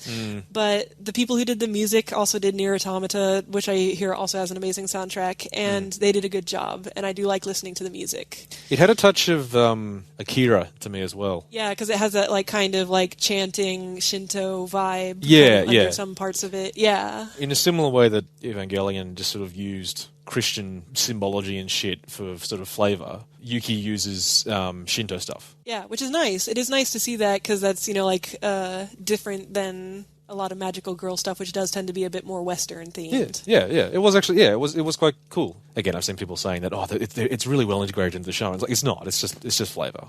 I mean, it's fine. I mean, it's not that impressive. It's a Japanese company pulling from, very base level Japanese mythology. Yeah. It's not like... It's not that... Wow! No, it's fine.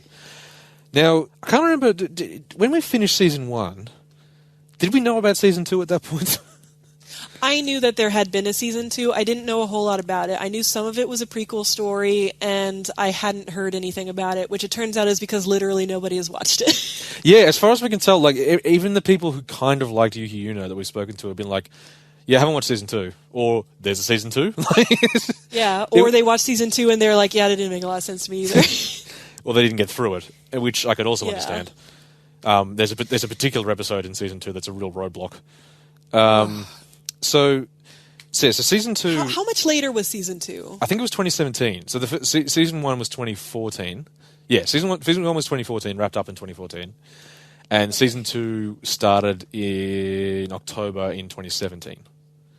So there was no real expectation that there was going to be a Season 2 when Season 1 finished. They made some light novels and stuff, which the first half of the second season is based on. Yeah. But it was like, oh, what? They're making a Season 2? I mean, I guess it did okay and everything. All right. Yeah, it is very sort of, okay. There were 3 light novels produced that were all just... One of them was the prequel, and the other 2 were just stories about other magical girls in the same world, which I don't know how that works, but sure. Oh, no, actually, no. One of the stories was about the very first team or something. Yes, who happened to have someone who looks exactly like Yuna and is also named Yuna. The Season 2 is broken into 2 bits. There's with a recap episode in the middle. Yes. First half of Season 2 deals with Togo's backstory and that first team. Yes, it is the prequel story of Togo's time as a magical girl when she and the bed girl were both active and there was a third girl. And it's supposed to kind of explain some stuff, but mostly it's just an excuse to show sexy elementary school students. Yeah, they didn't, despite the fact that they were 2 years younger, they didn't really hold back on the continuing to show off boobs and stuff. Which, cool. Yeah, Togo's boobs get even more savisu, and it's ridiculous. And she does that thing where, in Penance, she, throws water on herself while wearing, a thin white robe a lot. Yeah. And it's very gratuitous. There's more Shinto shit in this thing for some reason. Well, actually, to begin with, she's given a different name when she becomes a magical girl at the start. She's called Washio Sumi. Yeah, it's because she was adopted by the Washio family... while she was going to be a magical when girl. they realized that she would be a good magical girl. And then I guess once she lost her memory and wasn't a magical girl anymore, they returned her to her old family because they were done with her. Yeah, this is so we didn't touch on this in season before, but this is implied occasionally in Season 1, is that the parents kind of know what's going on. Yes. To some extent. I guess the Taisha briefs them, and you occasionally hear about, my parents are really upset. You never see the parents. Yeah. You never hear from them. Again, it's like a weird Kaon aspect, but in Kaon it's less weird because it's just to look at moe girls. It's more weird when it's I'm going to have to do this horrible, deadly thing, and I guess my parents are off screen thinking about it somewhere. Yeah, the parents in Kaon never send their girls off to war. Yeah. And if they had, I imagine we would have heard from them. Yes. Yeah. So it's a very strange season because, well, first of all, we know where it ends. Yes. There's 3 of them. We know what happens to Sonoko. She ends up in a bed. And we know what happens to Gin, who's the other person we're introduced to. She's going to die. We know where their season ends, and we know how they're going to end up having to do Monkai stuff. But then the majority of this season is just moe slice of life stuff. And again, it's got the same problem where we know this bad thing is coming in the future. I can't relax and just, even if I didn't mind all the weird sexual, pervy, fucking elementary girl shit, I can't relax and watch this. I know something awful is going to happen to these characters. Yeah, and theoretically, this would be a good framework to explain some of the stuff that didn't quite make sense in the first season. Why is the system this way? And theoretically, this does answer the question of why the Monkai system exists the way it does. It does technically answer that. It does also answer the question of how the Taisha communicate with God. That gets answered. so there's the three girls, and they're all like more in with the Taisha than Yuki and her crew were. Because it seems like this is the ideal situation from the Taisha's perspective, is they have these people that are part of like the holy families, and they train them, and it's all part of the system. It reminded me a lot of Fate, actually, in terms of like mage families and shit. Yeah. Like, there's just these families who they know about the situation in the world, they know what's going on. They help to train prospective candidates in the skills and abilities they'll need, so they can be as effective as possible. Which and that is like, it is kind of fun to see them actually like bothering to train the magical girls, which is some of the stuff I do in Sleepless Domain, obviously, because I like that kind of minutia. Yeah. There's Gin, who looks a lot like Karin. Like, she's got red, she's got two swords, and it turns out that the excuse is that they gave her cell phone to Karin. Or I guess, like, used her system somehow in Karin's, and that's why they look so similar. Which I guess implies that there are a limited number of systems they can use at any one time, or something. Yeah, but it's like, why didn't they give Sonoko's to someone? Or, I mean, I guess technically she's still alive. I don't know. Yeah, but doesn't explain. So the three girls, they're fighting, and then Gin dies. Yeah. And it's funny because she dies standing up, which I guess is a Bishamon thing, but it looks really funny because they're talking to her for a really long time while she's clearly dead but still standing, but like her arms off and everything. Yeah, and then they start crying. They're like, just like, it's supposed to be this dramatic thing where they're like, let's go home, Gin, it's fine, but it goes on super long. Yeah. So the difference in the systems that are obvious at the moment is that like the bridge is intact, and they always fight on the bridge, and they don't have fairies. There are no fairies at this point. Yes, they don't have fairies, and they can be injured. Like, you see them getting cut and bleeding a lot. Yeah, and then a lot. A lot. Yeah, it's a lot of punished girls. Yeah. Yeah. And then which culminates in Gin being killed. Like, in one of the battles, she's killed by a vertex. Yeah, and so obviously they're really sad about that. Yeah. Now this was the confusing thing. Is it like, I guess this has never, in the entire history of this world, this has never happened before. No, it clearly has happened because we see that graveyard that's full of magical girl graves. Yeah, but like this time, the girls are really cut up. For some reason, this one really moved Shinju-sama. Yeah, like the Taisha and there's a point when they're like, they have a teacher who's their homeroom teacher is also their contact with the Taisha, and they spend time with her. And there's a point when they're in the car after this has happened, and they're driving around, and then the two girls just sort of burst into tears thinking about Gin. And the teacher's communicating with the Taisha and saying, they seem really messed up. I think we need to do something about this system. And it's like, okay, so was the problem that, like, previously when girls have died, their friends just didn't care enough?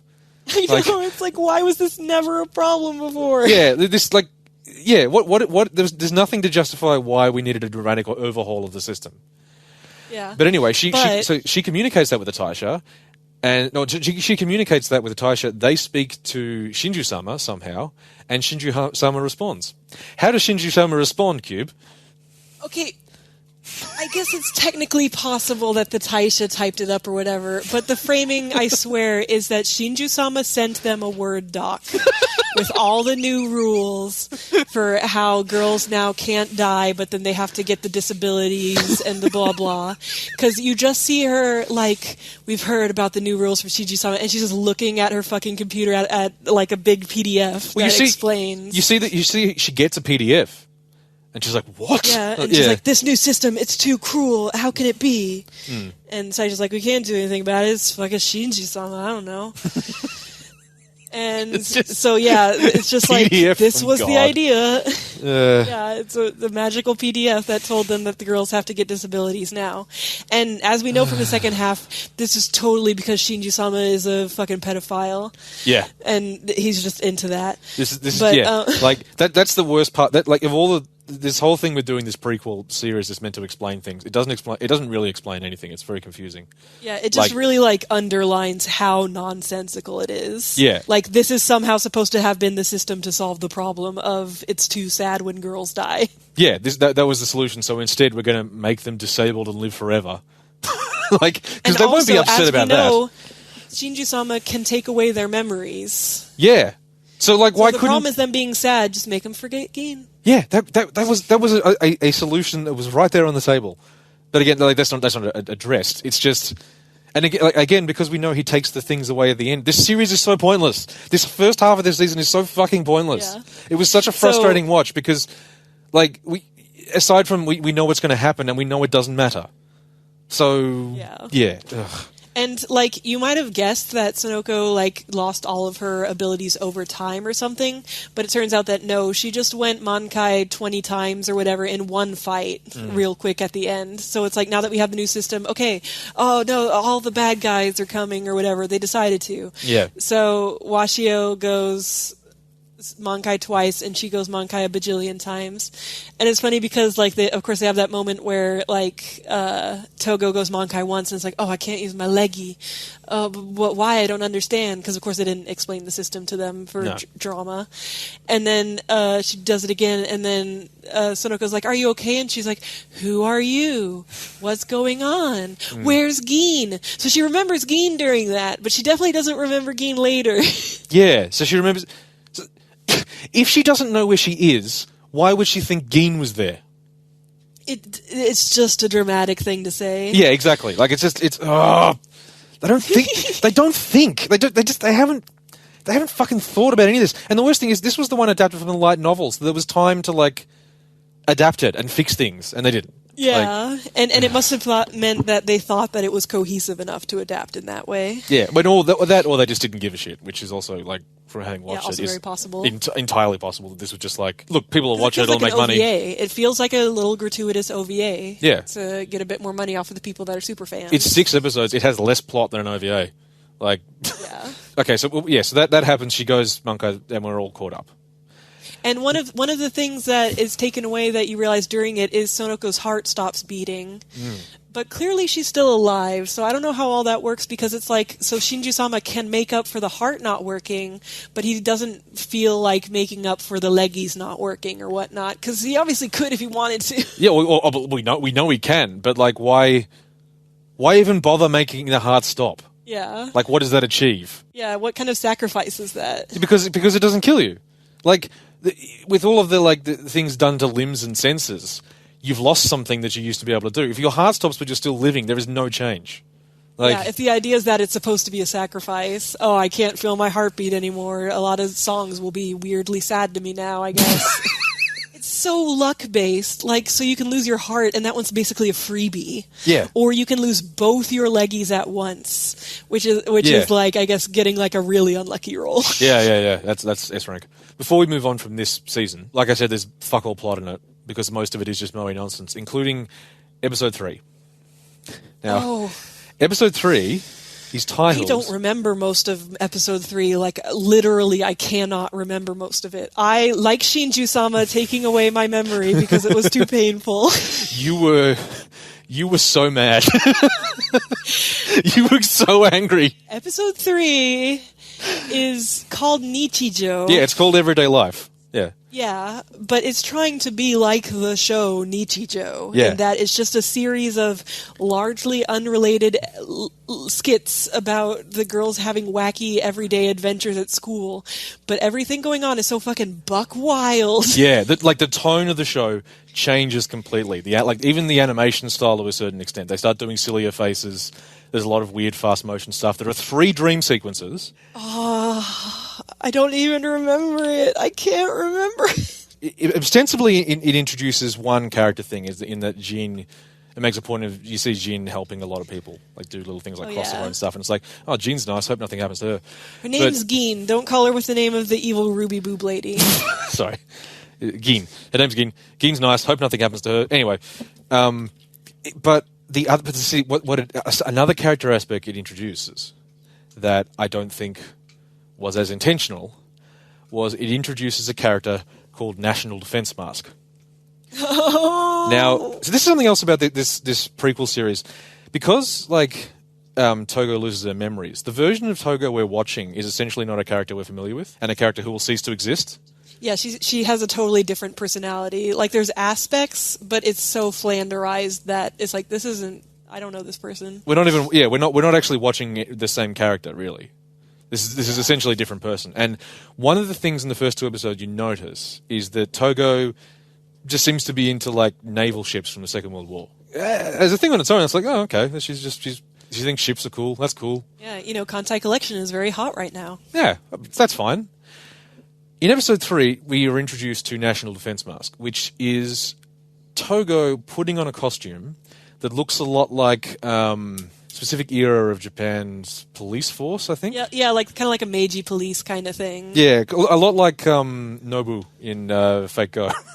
It's a similar sort of look. You would think of Nobu. I would think of Nobu.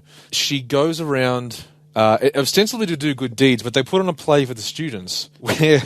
Oh, God. I forgot about the play.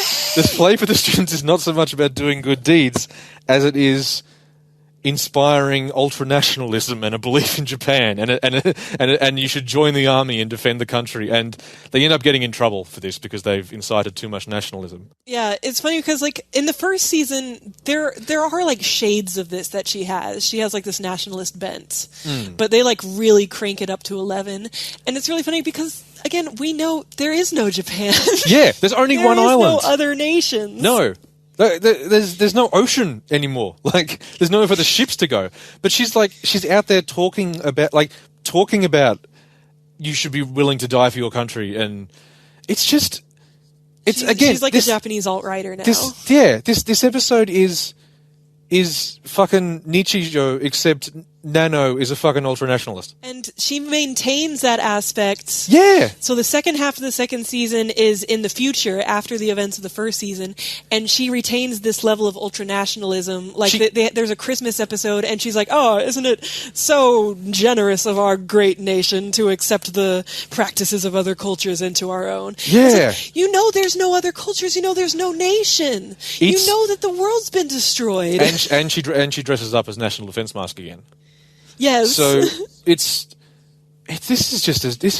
then you pointed out to me that like while they've all got Shinto stuff, which again is ramped up in season 2, there's more of it. Yes. All of the vertexes are based on Western gods and cosmology and stuff. So yeah. So is there a hidden nationalist message in this show, or just a bent? It's like, hey, look, we have the happy ending. Only Shikoku exists.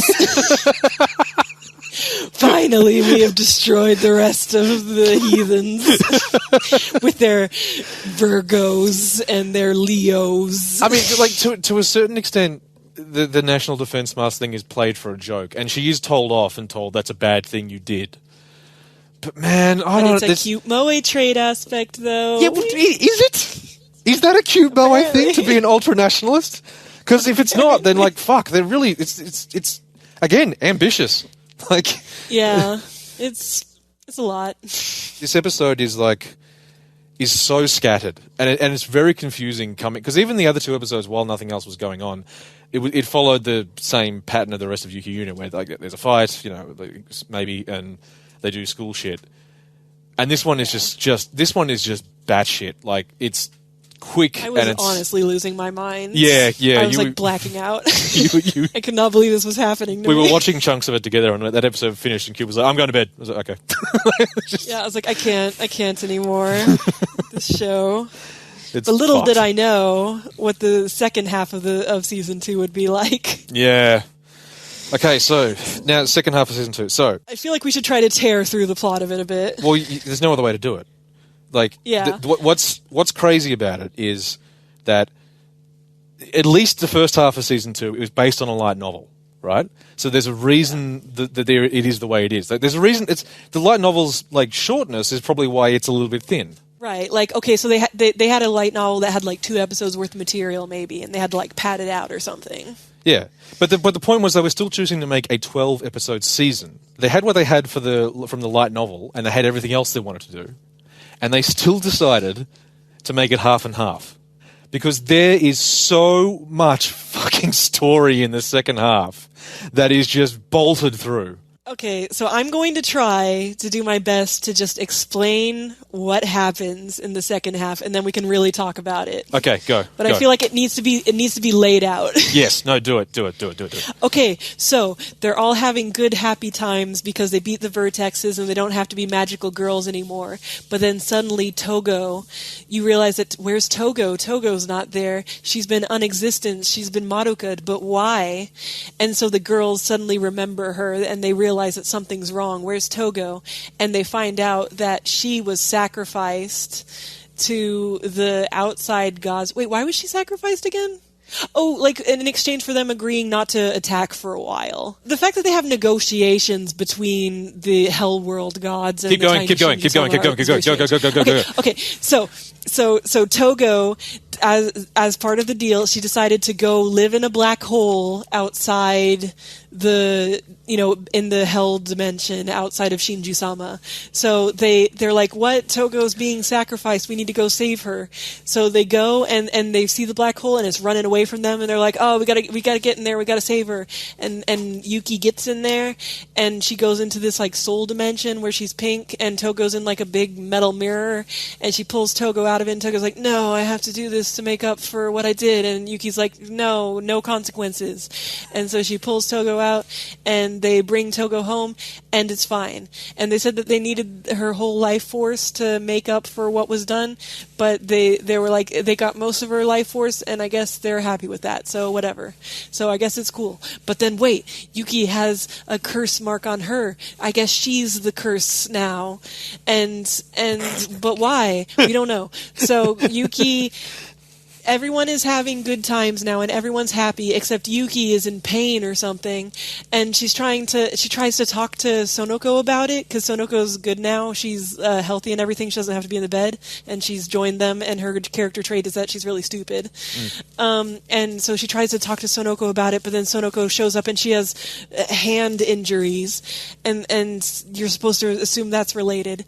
And then she tries to talk to Fu about it, but then Fu almost gets hit by a car. No, and Fu gets hit by a car. That's true. Fu gets hit by a car and almost dies.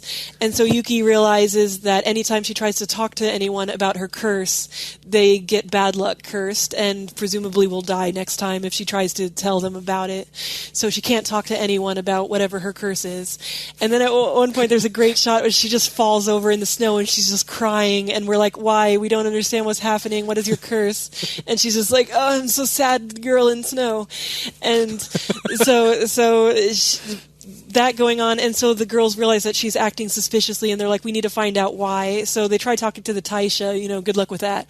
And Togo also sneaks into her room, and she finds a journal that Yuna's been keeping about her curse, and it turns out that she talked to Taisha about her curse, and they told her that if she talks to anyone else about it, they'll be cursed, and so she can't talk to them about it, and also that she's going to die in like 2 months. Because Shinju-sama made them new bodies to make up for the fact that the other ones were so disabled. Like, it couldn't just heal them, it had to make them new bodies. And I guess that was a lot of work, and it was too much. And so her body's breaking down.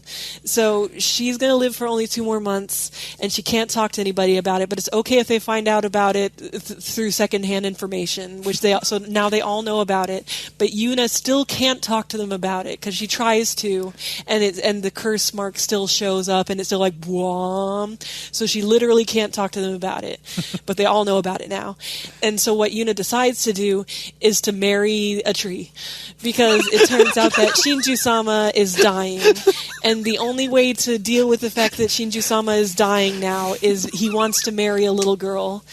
And so she's the only one that can do it because her body's so close to Shinju-sama, and also Shinju-sama is a lolicon. And it makes a lot of the plot of the first season and a half make way more sense when you know that Shinju-sama is into little girls. So the Taisha has told her that she has to marry Shinju-sama so that Shinju-sama can instrumentality everyone, so that they can all go and be a part of Shinju-sama in magical goop void or whatever, and so everybody's going to die, or everybody's going to be instrumentality'd like Evangelion. So she's like, okay, I'm going to go marry Shinju-sama, I'll do it. But the other girls find out about it and they're like, no, you can't do it, you can't marry Shinju-sama, it sucks. And so the other gods also don't want Shinju-sama to marry her because they're like, no, lolicon. And so while she's going to Shinju-sama to get married to him, the other gods start attacking, so the other girls have to hold off the evil gods. And meanwhile, Yuna has gone to be married to Shinju-sama, and how that works is that you get you get wrapped up in bondage by snakes. And the snakes eat your soul. And the camera has to really show your soul crotch while the leggies are being nommed away closer and closer to that crotch. It's a very important part of marrying Shinji-sama. And so Togo manages to make it to Yuna where she's being soul devoured. It's a good wedding. And meanwhile the Taisha are turning into wheat. And it's very like, we want shots that are like the end of Evangelion where they turn into Tang, but instead they become wheat. And they're just like, we're wheat now. So that happens. It's fine. And so Yuna's being soul devoured, and Togo shows up, and she's like, Yuna, it's okay to say you want help when you need it. It's okay to say that you're scared. And Yuna's like, no, I can't. And she's like, you gotta do it. And then Yuna's like, I don't want to marry a tree. And it's like, yes, you've learned your lesson. Now I can save you. Even though Yuna, the only reason she wasn't telling everyone about her problems was because they literally got hit by a car when she did. And that was a direct result of that. But no, she has to learn the lesson that it's okay to tell others about your problems. So all the souls of the dead magical girls show up to help, and they all together interrupt the wedding and save her from pedophilia. And Shinji-sama's like, oh, fine, I guess I'll just give you everything you want again for nothing. And so Shinji-sama heals the entire world, and the whole world of Hellzone leaves, and everything's okay now, and Shinji-sama's dead, but it's okay because all the problems have been fixed. Nobody has to marry a tree. Nobody has to die in 2 months. Everything's fine. The end. Fuck you. Did you catch all that? 6 episodes. They do all of that in 6 episodes. And they also make time for, like, slice of life shenanigans. Oh, yeah, no. This season is, like, this half of the season is just batshit because it facilitates back and forth between slice of life nonsense and the really serious shit. Incredibly even rapidly. While they're having the dramatic, wait, we've forgotten Togo, why couldn't we remember her? They're flashing back to, like, stupid nationalist mask bullshit and other, like, super goofy things. Yeah. So, hey, remember when she was a racist? Oh no, we loved her so much when she did that. Yeah, and it's like they just they'll immediately, like, something horrible will happen, and then we do the fucking Maui shit. And this is the worst thing though, is that, like, while Yuna is trying to figure out what's wrong with her and sort of realizes that she's dying, is the most, like, sustained period of just moe shit. So, like, they're doing the cutesy Christmas episode while we know this thing is happening to Yuki. Like, yeah, and there's like such a big dramatic thing where Karin is, like, basically begging her to tell her about her problems, and Yuki just, she can't, and it's just so sad and horrible. But again, she can't because Karin will die. Yeah. It's not because she's just trying to take all the problems onto herself. Yeah, and Karin takes it as like, you don't consider me a good enough friend. And then later on, when they find out what is actually going on, Karin sobs and everyone sobs. There's so much fucking over-the-top crying in this one. And it's like every other episode. There will be a moment of that because they have to get through so much fucking plot. Like, so fast. Everyone just seems mental in this one because it's so unhinged. Like, how rapid. And again, this isn't based on a light novel. This is what they chose to do. This is what they chose to try and I think squeeze. It's the same writer as the first season. Yeah. So it's not like someone else took over and they didn't know what to do with it. It's like this is the logical extension of the first show. Suddenly she's like, I'm going to marry a tree. You could have done the first half in 2 episodes and spread this out over a longer period. But no, you just decided... It still would have been stupid, though. It's still incredibly stupid. Like, Yuki's curse ends up being not really related to... she gets the curse, and that's just kind of it. She gets the curse, and the curse is bad. Because that happens over 2 episodes, and then the thing with marrying Shinji-sama essentially comes out of nowhere in the second to last episode, and the solution to that also happens to solve the curse. But yeah, and it's strange because they make such a big deal about, like, you shouldn't have to marry this tree, but it's kind of undercut by the fact that she's going to die in a couple months anyways. And everyone else will die if you don't. Like, yeah. The 2 options they present is everyone dies or everyone gets instrumentality.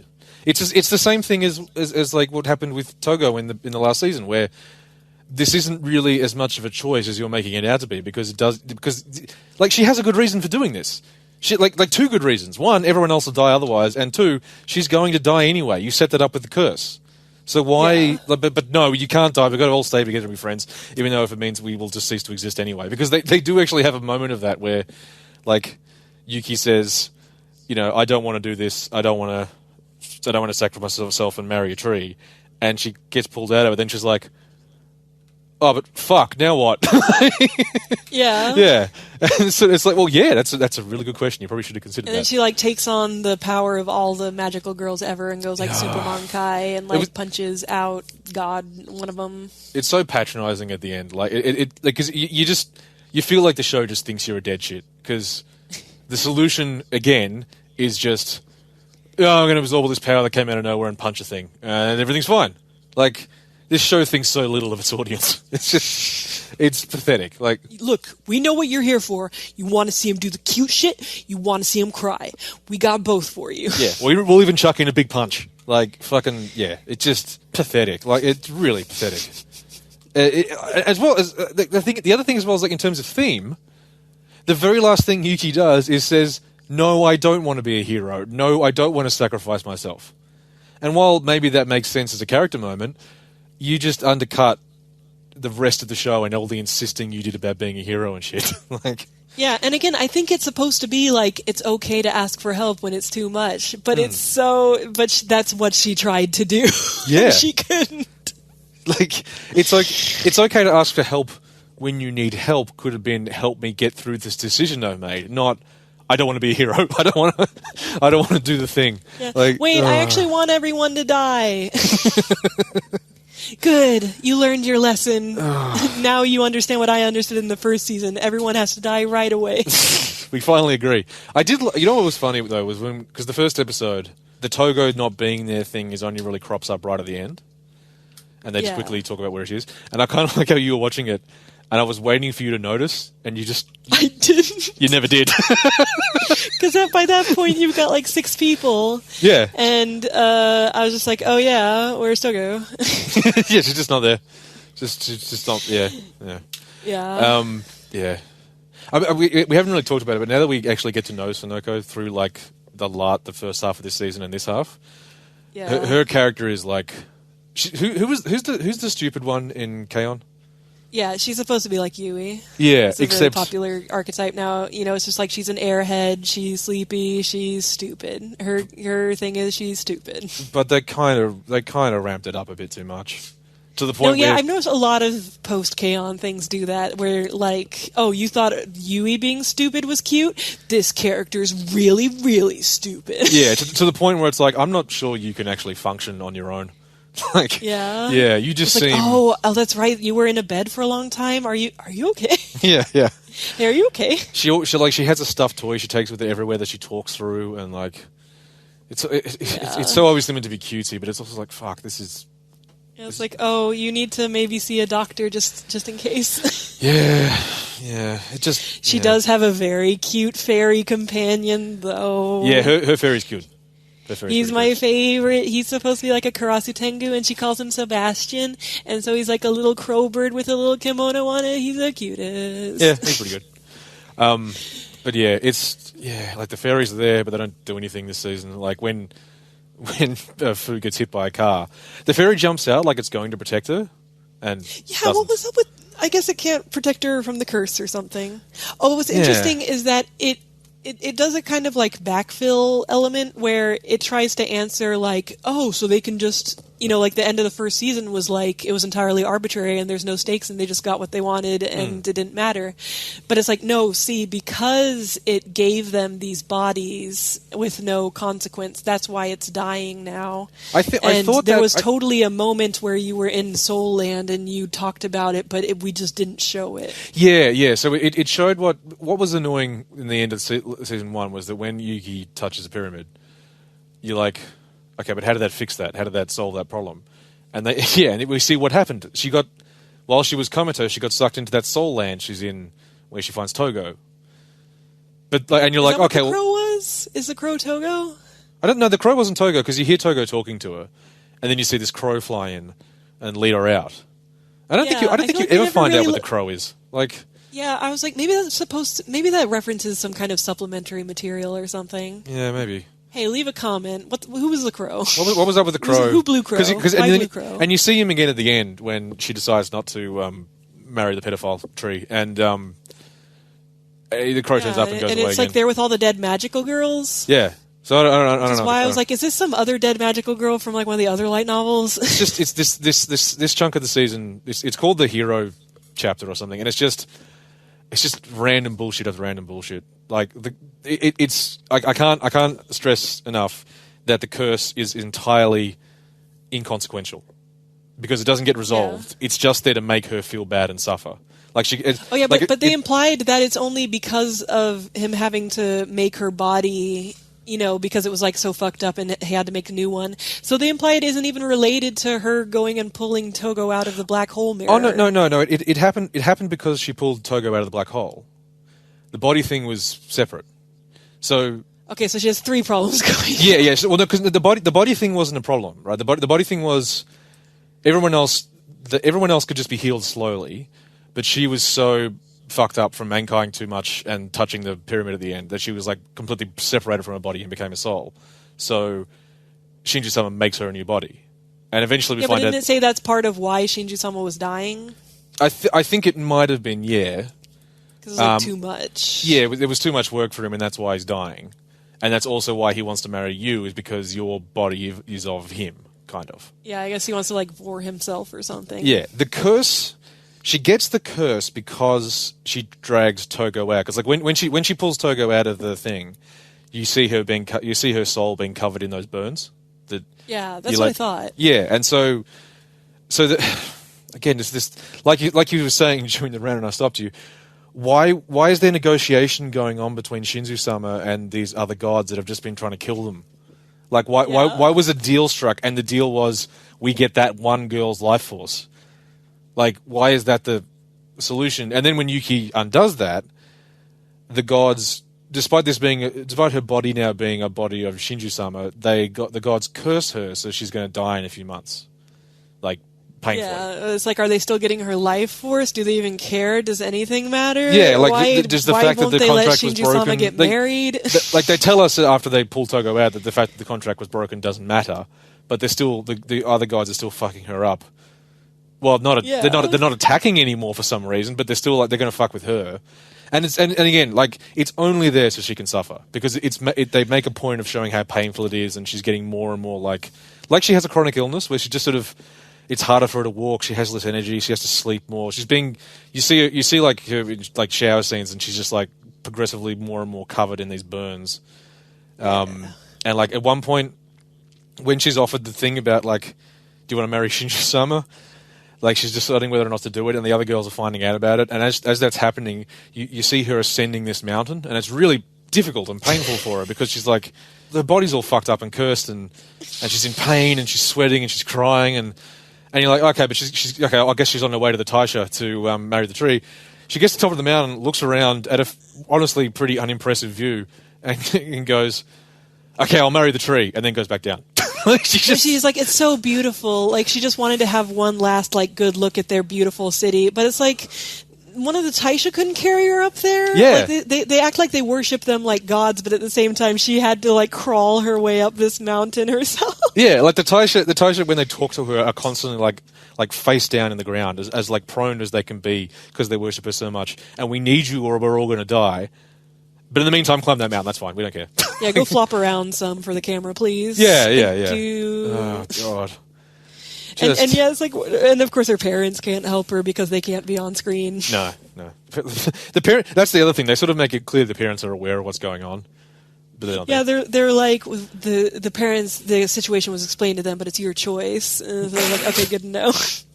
And also just the instrumentality thing just comes out of fucking nowhere. And it's actually like funny when you see the fucking they just start bursting into wheat. Yeah, we both started laughing because it's just like, oh, we're just doing this now. We're just doing Ava. Okay, sure, yeah, okay. They're going to become. Let's throw wheat. that in there while we're copying other things. Oh no, the best thing though is that like the last shot you see before it all gets reversed is there was 40 or 50 of these Taisha people sitting and praying, and now there's like 3 left who aren't wheat. And oh yeah, I guess those ones weren't, devout enough. this is the thing. I guess it wasn't reversed because because of the wiki. Because the wiki says, "Can you get that quote? Yeah, Can you get that quote? Because this is from the Yuki Yuna wiki, written by the fans." And they have because I went over to the wiki because I was like, maybe there's like supplementary material, and the people who really like the show, they'll be able to explain this better, and they'll like have like a way that they've tried to make it coherent in their heads, and I can read about it. So the last thing that they say about the Taisha on the wiki is, in the year 301 DE, the Taisha disbanded as most of its members became wheat. Which, whoever wrote that wiki entry, I love you. I know. I feel like at that point they're like, yeah, we know. we know. This is just fucking stupid. Yeah, even the fans have gotten.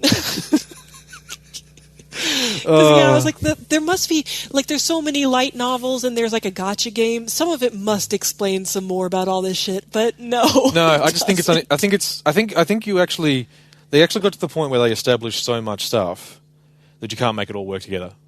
Like, probably, it's like, just don't think about it, please, we beg you. Yeah, it's the Ruby problem, where you've established so much lore, but like, unlike Ruby, they seem unwilling to retcon themselves.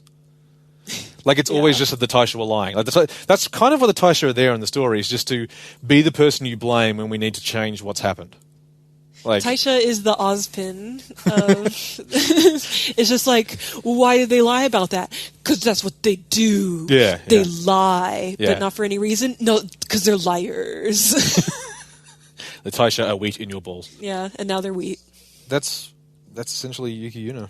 That's Yuki Yuna. Yeah. We went on for 3 hours about it, just like Ruby. Yeah. I mean, look, we could go into more detail about the hero chapter, but like, fuck, you sort of need to watch it. Yeah, and honestly, like, it's hard to dissect just because it's clearly there's no structure and it's all insanity, and it's like, how do you even begin to try to break that apart? The first season, you can at least get what they're trying to do. Yeah, but in that chunk, there are 3 distinct ideas, only one of which is sort of two of which are a complete story on their own, and they don't mesh. I just don't get why you would, like, just pick one. Any one of those, even though they're dumb, could have been... I just realised, the thing with Togo is essentially rebellion, right?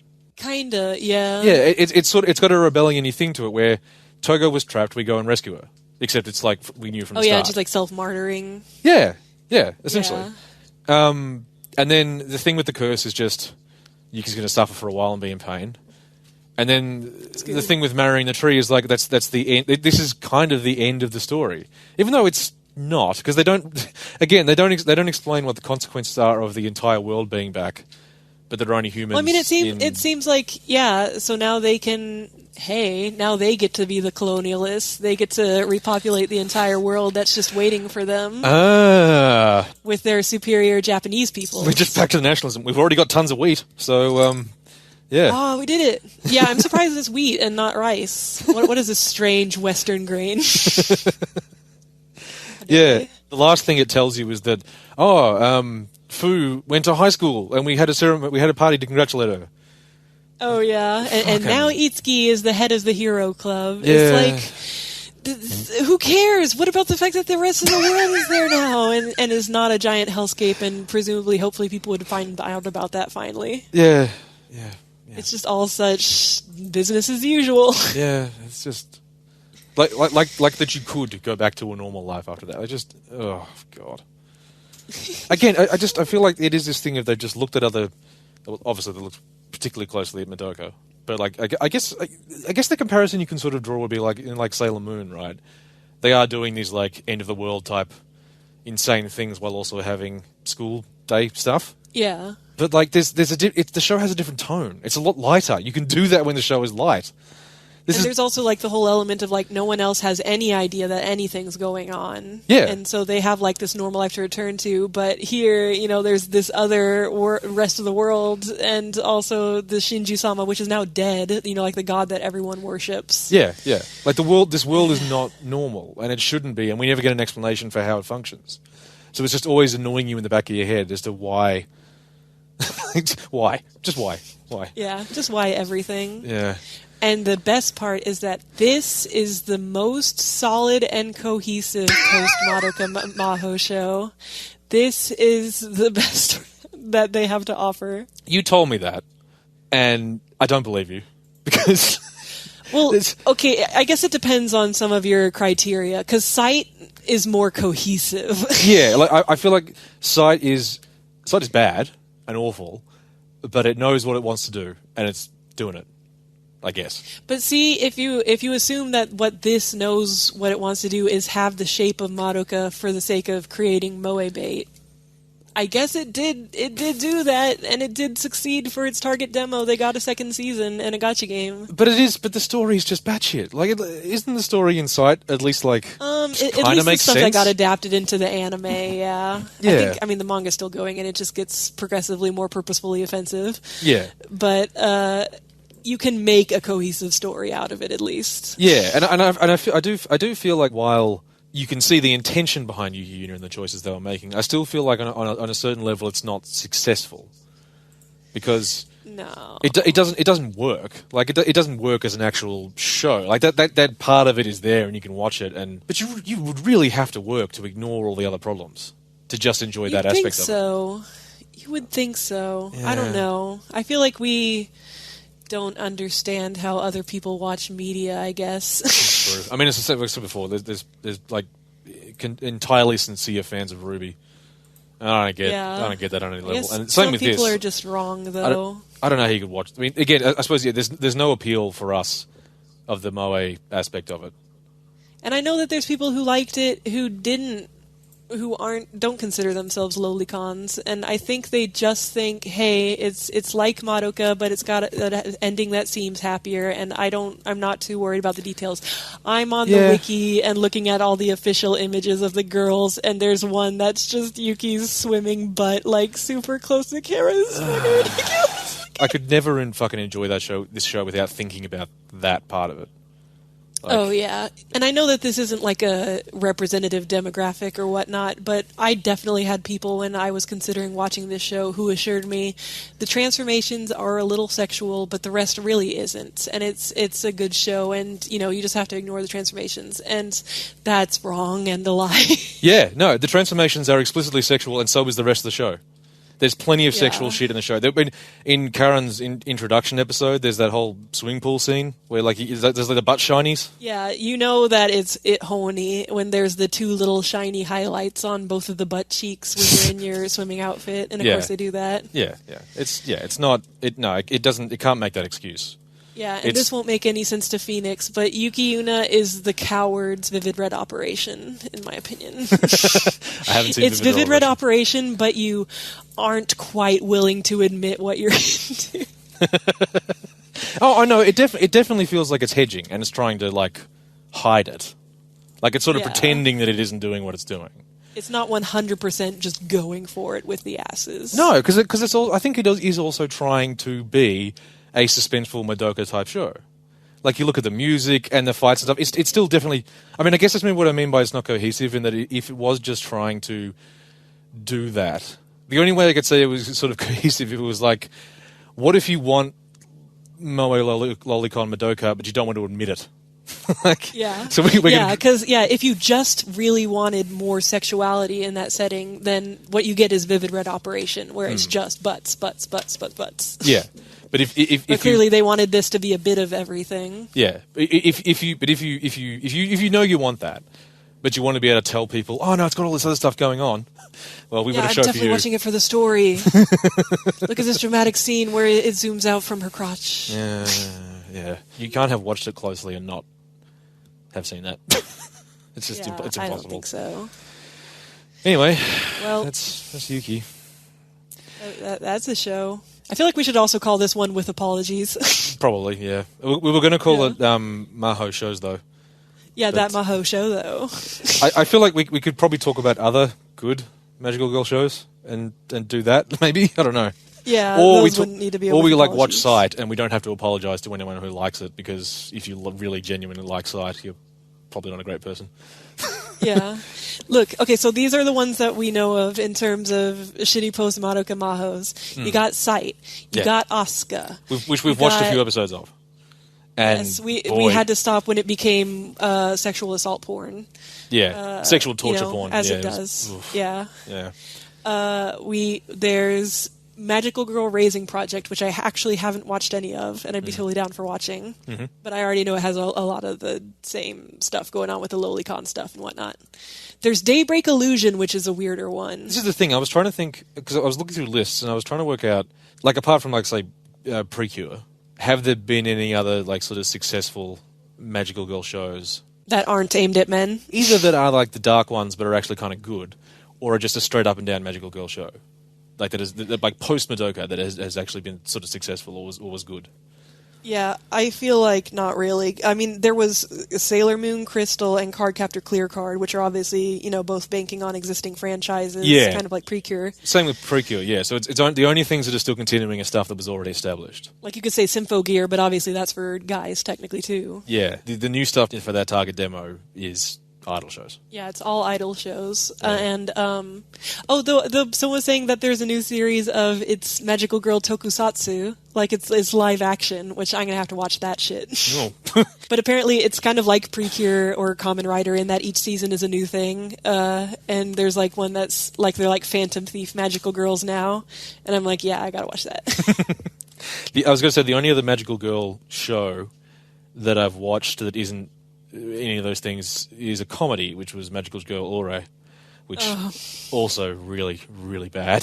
Like, I'm going to make you watch at least a couple episodes of that because it is just. No, I have never. will, look, you've made me watch Yuki Yuna and Ruby. I'm going to make you watch something bad. Fair, very fair. It's turnabout's fair play. Yeah, it's like if you haven't seen Ore, it's like. It's a comedy where the magical girl. The joke is that you transform into a giant, muscly man when you transform, but still in like a magical girl dress, and that's the joke.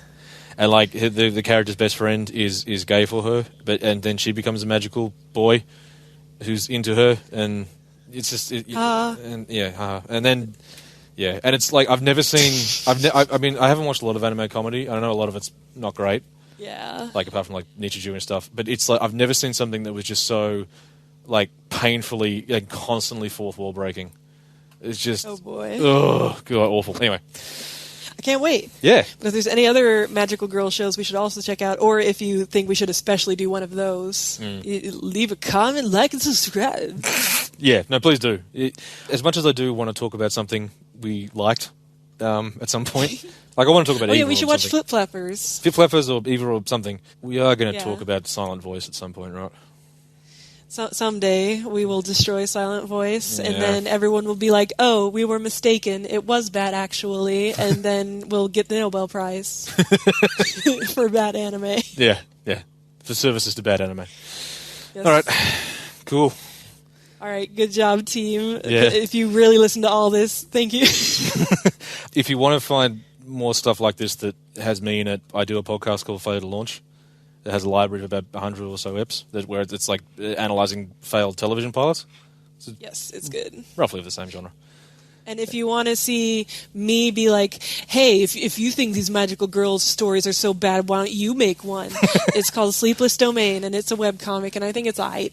I think it's pretty good. Oh, God, you so rarely have a comeback to that stupid argument, but you actually do. It's great. Yes. Because Yuki Yuna especially is one where there's a lot of, like, there's some parallels, like they're in this isolated city and all this stuff. So a lot of times I'd be thinking, like, oh, God, if I was making Yuki Yuna, I'd do it like this. And I'd be like, wait, I'm already doing that.